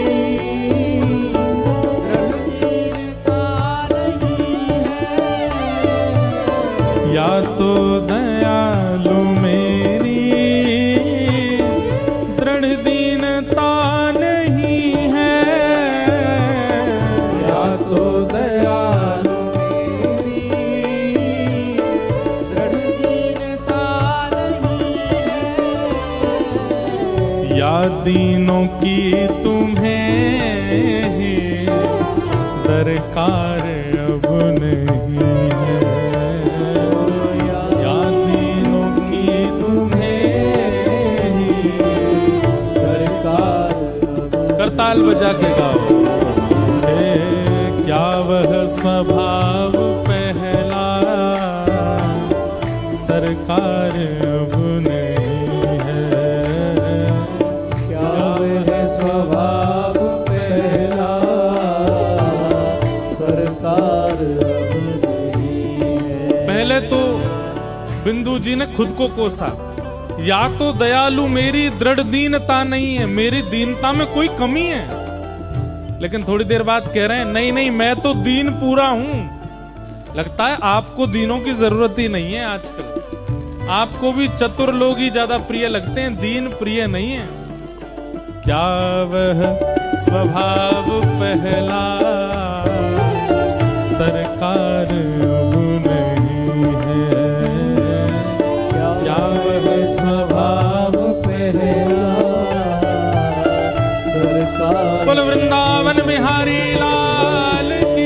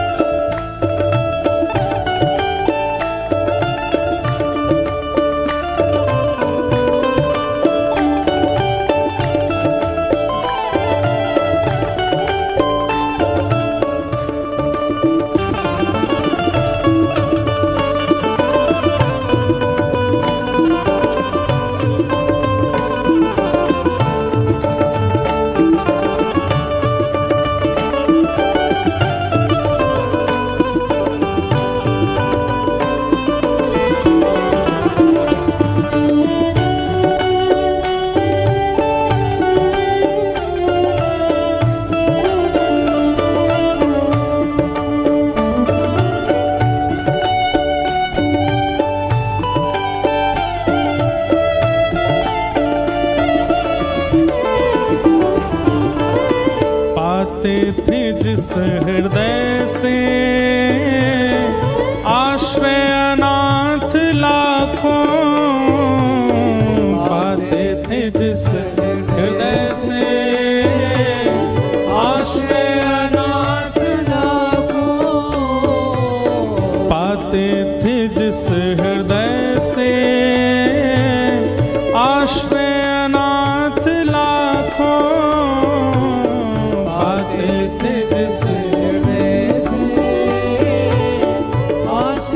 अनाथ लाखों, क्या वह हृदय दया का भंडार अब नहीं है, क्या वह हृदय दया का भंडार अब नहीं। भैया देखो एक बात कहें, इस भजन का गलत अर्थ मत निकालना। क्या ठाकुर जी दयालु नहीं है? बहुत दयालु हैं, लेकिन उनका एक स्वभाव है परीक्षाएं लेने का। ठाकुर जी बहुत आपने पूरी योजना बनाई 1 महीना पहले से, हम अमृतसर कथा सुनेंगे, कथा में जाके बैठेंगे, कथा जाके सुनेंगे। चलो अब यहाँ तो आप आ ही गए हो, मान लो कहीं का आपने योजना बना, वृंदावन की बनाई, वृंदावन जाएंगे, टिकट हो गई, सब हो गया, बिल्कुल सब व्यवस्थित हो गया, सारी पैकिंग हो गई, और जैसे ही निकलना है, गाड़ी में बैठना है, तुरंत ऐसी कोई घटना घटी या ऐसी कोई रोक टोक आ गई, नहीं जा सकते। तैयार हो। और ये एक बात बोलूं, मुझसे लेके पीछे तक सबके साथ ये होता ही है, ये हुआ ही होगा। और एक और बात कहते हैं, अगर ऐसा नहीं होता है, आप सोचते हैं और सहजता में तुरंत वृंदावन मिल जाता है, तुरंत पहुंच जाते हो, तुरंत कथाओं में आ जाते हो, तुरंत सब कुछ हो जाता है, कुछ तो गड़बड़ है। ठाकुर जी इतनी सहजता से अपनी प्राप्ति नहीं कराते हैं, बहुत परीक्षाएं लेते हैं, और परीक्षा हो रही है, मन ही मन खुश हुआ करो, चलो ठीक है, दृष्टि है। क्या वह स्वभाव पहला सरकार अब नहीं है। क्या वह स्वभाव पहला सरकार अब नहीं है। दौड़े थे द्वारिका से जिस पर अधीन होके, दौड़े थे द्वारका से जिस पर अधीन होके, दौड़े थे द्वारिका से जिस पर अधीन होके, दौड़े थे द्वारका से जिस पर अधीन होके, उस अश्रु बिंदु से भी क्या प्यार अब नहीं है। उस अश्रु बिंदु से भी क्या प्यार अब नहीं है। पांडवों की सभा में निर्वस्त्र हो रही है द्रौपदी, और जैसे ही नेत्रों से अश्रुपात हुए, दोनों भुजा उठा करके, हे कृष्ण द्वारिकावासी क्वासी क्वासी महाभुजा, जैसे ही पुकारा द्वारिकाधीश को, वसन रूप भय श्याम, तुरंत ठाकुर जी द्वारिका से दौड़ करके गए, वस्त्र बन करके द्रौपदी की लज्जा को बचाया, द्रौपदी की लाज को बचाया। ठाकुर जी, एक अश्रु बिंद आपने टपकने नहीं दिया द्रौपदी का, और हम लोग कभी कभी आपके विरह में इतने व्याकुल हो जाते हैं, आप आते क्यों नहीं है नाथ? उस अश्रु बिंदु से भी क्या प्यार अब नहीं है। उस अश्रु बिंदु से भी क्या प्यार अब नहीं है। ओ, क्या वह स्वभाव पहला सरकार अब नहीं है। क्या वह स्वभाव पहला सरकार अब नहीं है।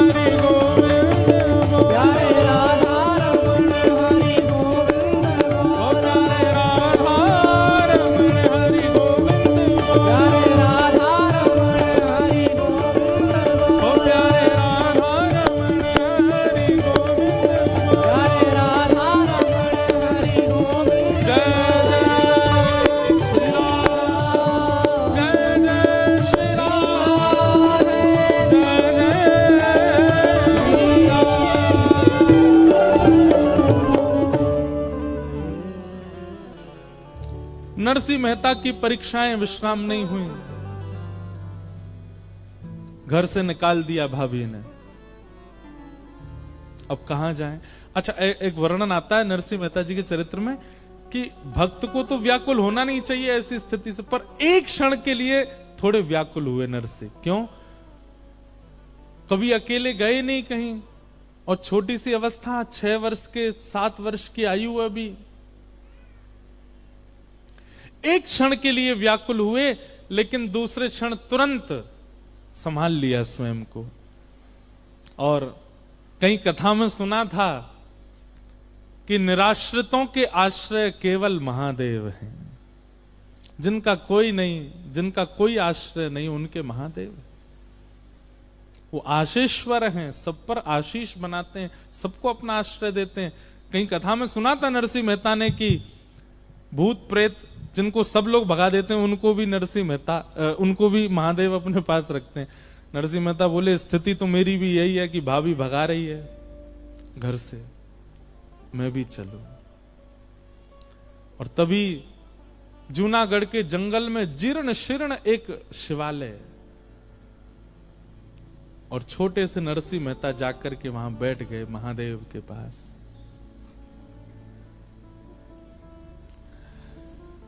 महादेव ने मन में विचार, नरसिंह मेहता ने मन में विचार किया कि प्राण त्यागना, आत्मदाह करना, ये एक वैष्णव का लक्षण नहीं है। जीवन की परिस्थिति स्थितियों से कभी भी देह त्याग की भावना भी किसी वैष्णव के चित्त में नहीं आती कि मैं आत्महत्या कर लूं।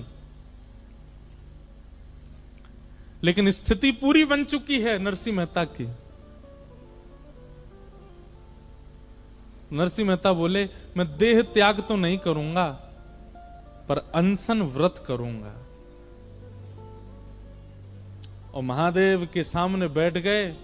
जल तो है नहीं, दूध तो है नहीं पास, अश्रु जल गिरते जा रहे हैं, और वही अश्रु जल ही महादेव पर गिर रहे हैं। 7 दिन 7 रात्रियों के लिए श्री नरसिंह मेहता नेत्र बंद करके केवल विरह भाव में चले गए। हमारे शास्त्रों में महादेव के लिए एक बात कही जाती है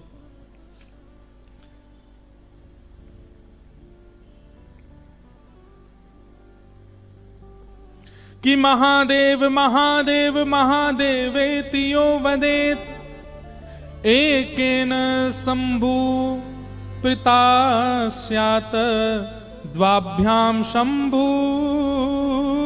भवेत। इतनी सुंदर बात है, बहुत ध्यान से सुनना। हमारे शास्त्र कह रहे हैं कि एक बार यदि महादेव के सामने जाकर के दोनों भुजा उठा करके कोई द्रवित हृदय से, कोई आर्त हृदय से एक बार कह दे महादेव, तो महादेव अपनी योग निद्रा से, अपने ध्यान से तुरंत नेत्र खोल करके उसको देखने लग जाते हैं, और तुरंत महादेव लग जाते हैं कि इसकी पीड़ा क्या है, उसको मैं निवृत्त कर दूं, उसको मैं निवारण कर दूं। एक बार महादेव का नाम कोई आर्त भाव से कह दे तो महादेव उसकी समस्याओं को हल करने में लग जाते हैं। लेकिन यदि कोई 3 बार महादेव कह दे, एक बार में जब महादेव ऐसे हो जाते हैं, तो 2 बार और जब वो महादेव कहता है तो महादेव सोचते हैं अब तो मेरे ऊपर ऋण आ गया, अब तो इसने मुझको ऋणी बना दिया है। महादेवेत यो वदेत, एकेन शंभु प्रीतायस्य, एक बार से शंभु महादेव इतने प्रसन्न हो जाते हैं। द्वाभ्याम शंभु ऋणी भवेत, 2 बार में तो महादेव पे ऐसा लगता है उनको कि मुझ पर ऋण आ गया हो। और यहां 7 दिन 7 रात्रि बीत गई, महादेव को एक बार भी ऋण नहीं लगा अपने ऊपर। छोटे से नरसिंह मेहता, नेत्रों से अश्रुधार गिर रही है महादेव के ऊपर। मैंने एक बात बंधुओं अभी पिछली कथा में कही थी कि किशोरी जी वामा क्यों हैं। वामा का अर्थ होता है उल्टा, जो उल्टा चलता है, उल्टा सोचता है, उल्टा करता है, उसको वामा कहते हैं। और हमारी किशोरी जी ठाकुर जी के वाम भाग में बैठी हैं, वामा। तो हमारे ब्रज के संत जन कहते हैं बोले किशोरी जी वामा नहीं है, सामने आया हुआ दर्शनार्थी वामा है। और उस दर्शनार्थी पर दायना जो बैठे हैं ठाकुर जी, दाहिने अंग पर बैठे हुए ठाकुर जी कहेंगे ये तो वामा है, या मैं काय को देखूं, जन का खा के आयो, का पी के आयो, कितनो गलत करके आयो, सबरे उल्टे काम करके आयो। तो वामा व्यक्ति जब आएगा, मतलब उल्टे स्वभाव वाला, उल्टी क्रियाओं वाला व्यक्ति सामने जब आएगा तो उसको फिर वामा ही देखेंगे ना। किशोरी जी निहारते, मोहे तो भरोसो है तेरो रे किशोरी राज, साधन हीन दीन में राधे, साधन हीन दीन में राधे, तुम करुणा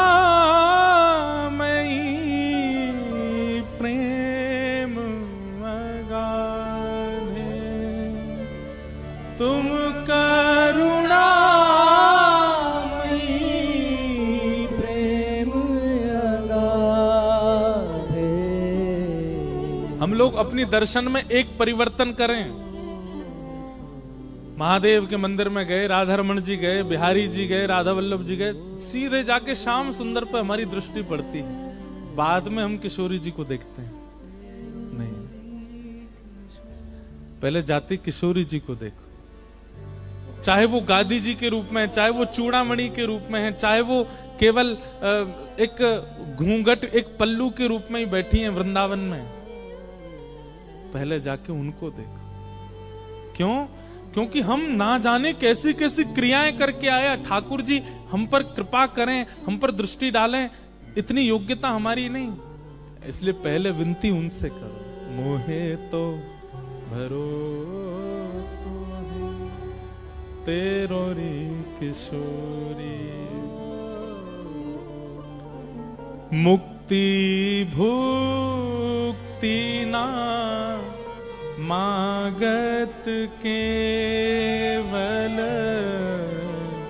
मुक्ति भुक्ति ना मागत के, मुझे मुक्ति नहीं चाहिए, भुक्ति नहीं चाहिए, तो फिर अपनो जान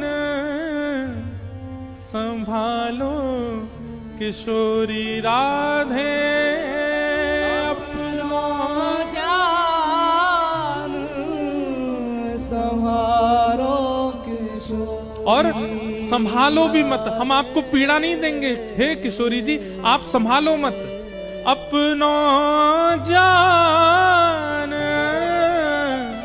निहारो किशोरी राधे, अपनो जान निहारो किशोरी राधे, मोहे तो भरोसो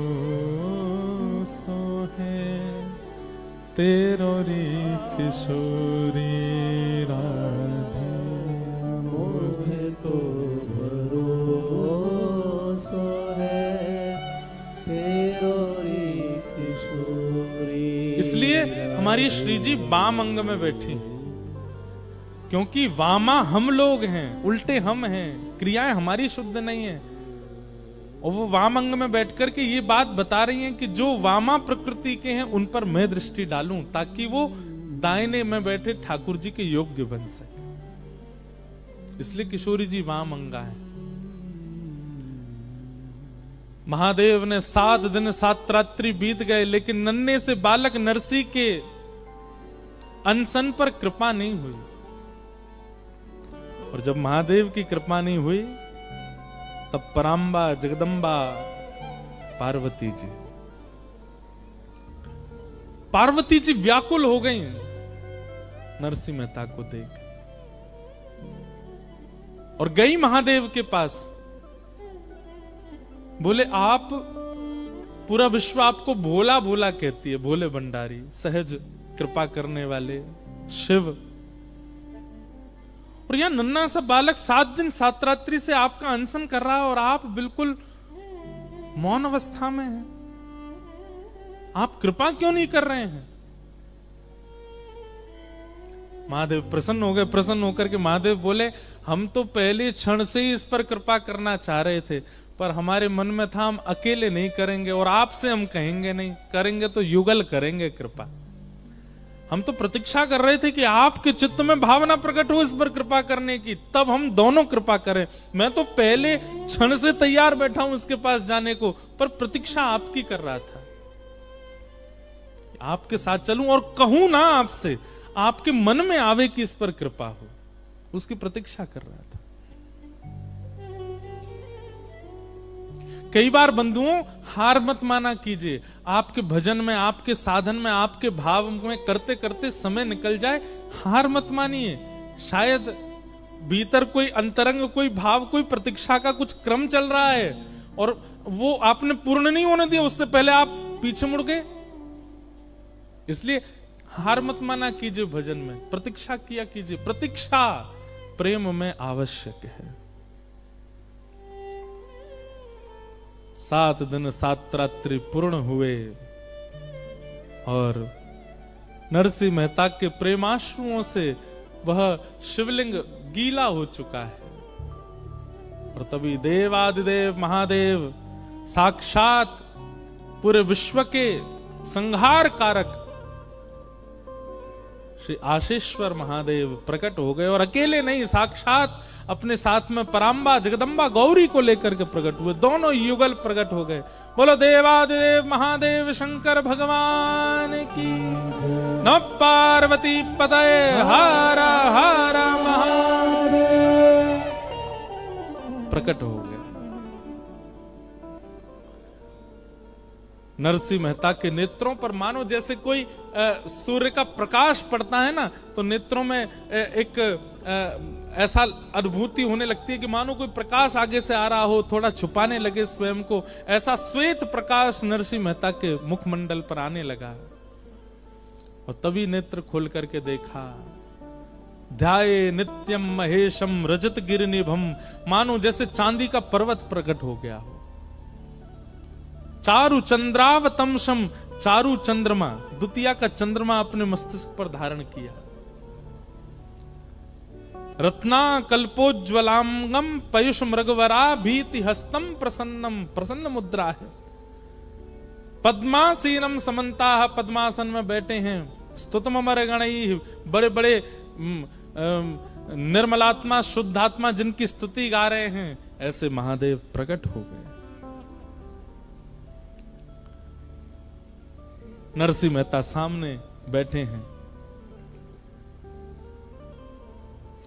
बीते दिन 7 शिव धाम ते न जातवार, पर काहू तुच्छ द्वार सो ही सुध लेते हैं। ये प्रियादास जी कह रहे हैं भक्तमाल में। 7 दिन बीत गए लेकिन शिव जी ने उन पर कृपा नहीं की। तब पार्वती जी जाके शिव जी से कहती हैं कि अगर किसी तुच्छ के भी द्वार पर वो गिरा होता, वो भी कृपा करता, आप क्यों अनुग्रह नहीं कर रहे हैं?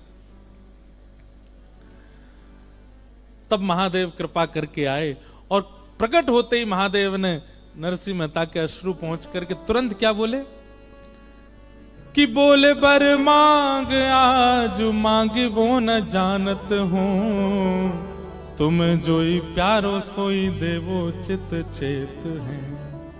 जितने भी वैष्णव बैठे हैं बहुत ध्यान से सुनिएगा। महादेव ने थोड़ी पर हाथ रखा और नरसिंह मेहता से बोले, नरसिंह बोले बर मांगो, वरदान मांगो, क्या चाहिए, क्यों रोते हो? वरदान मांगो मुझे, क्या मैं देना चाहता हूं तुम्हें। और नरसिंह मेहता क्या कह रहे हैं, आजू मांगी वो ना जानत हो। ये एक हर वैष्णव को, हर भक्त को, हर नाम जापक को ये बात याद कर लेनी चाहिए। ठाकुर जी कभी प्रकट है जाए, महादेव कभी प्रकट है, नारद जी कभी सामने आ जाएं, अरे आपके गुरुदेव प्रसन्न होकर के आपसे कहने लग जाएं कि कुछ मांगो, तो क्या कहना है, हमको मांगना नहीं आता, हम मांगना नहीं जानते। जैसे अबोध बालक है,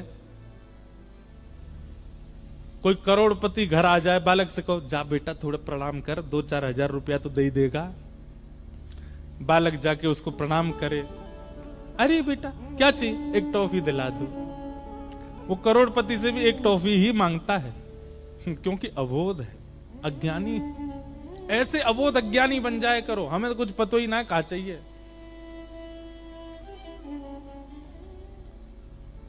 नरसिंह मेहता बिल्कुल अबोध बन गए, बोले नाथ विवेकी व्यक्ति मांग सकता है, मैं तो अविवेकी हूं, मुझे तो कुछ पता ही नहीं कि मुझे क्या चाहिए।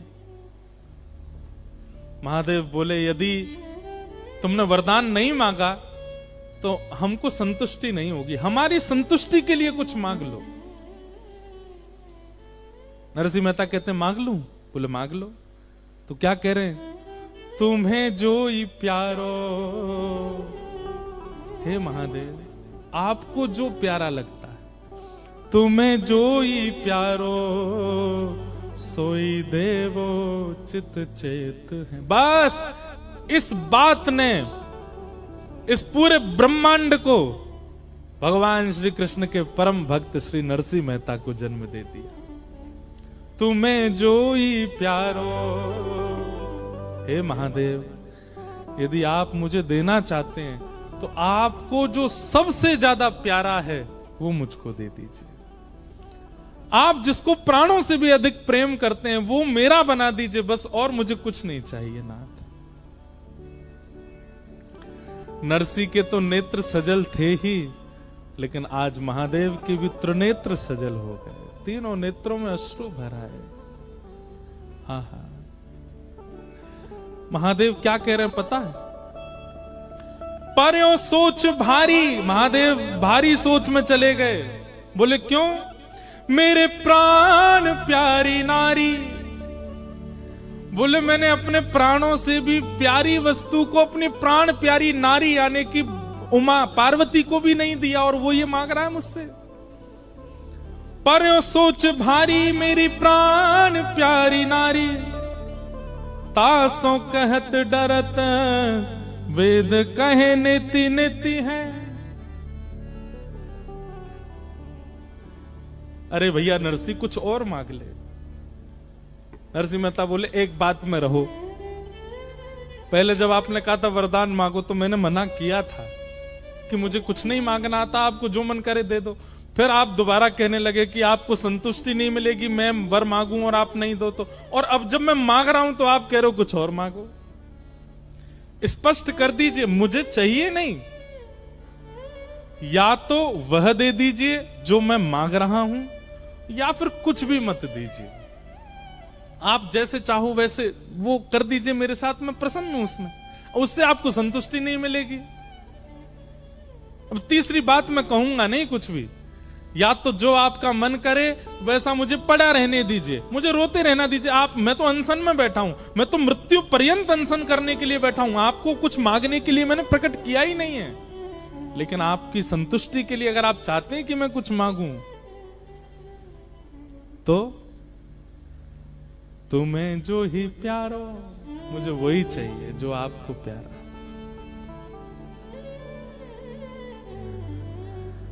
महादेव बोले इनको भी नहीं दिया मैंने,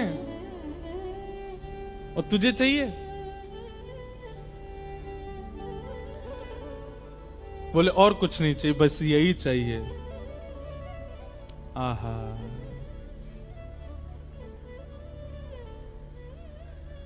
जो पे नहीं दे तो मेरो बोल वो अचेत हो। तो श्री प्रियादास जी कह रहे हैं, महादेव सोच रहे हैं अगर मैं नहीं दूंगा तो मेरा बोलना व्यर्थ हो जाएगा। जो पे नहीं देत मेरो बोली वो अचेत होत, दियो निज हेत तन आलिन को धारो है। आहा, महादेव बोले चाहिए जो मुझे प्यारा लगता है वही? बोले हाँ आओ। नरसिंह मेहता का हाथ पकड़ करके एकांत में ले गए, पार्वती से बोले अब तुम यहीं रहो, अब इससे आगे नहीं जाना। और क्या किया, स्वयं काजर लगाया और फिर नरसिंह मेहता के काजल लगाया, स्वयं के मुख पे लालिमा लगाई, नरसिंह मेहता की लालिमा लगाई, स्वयं घाघरो पहनो, स्वयं चुनरी ओढ़ी और नरसिंह मेहता को भी पहनाई।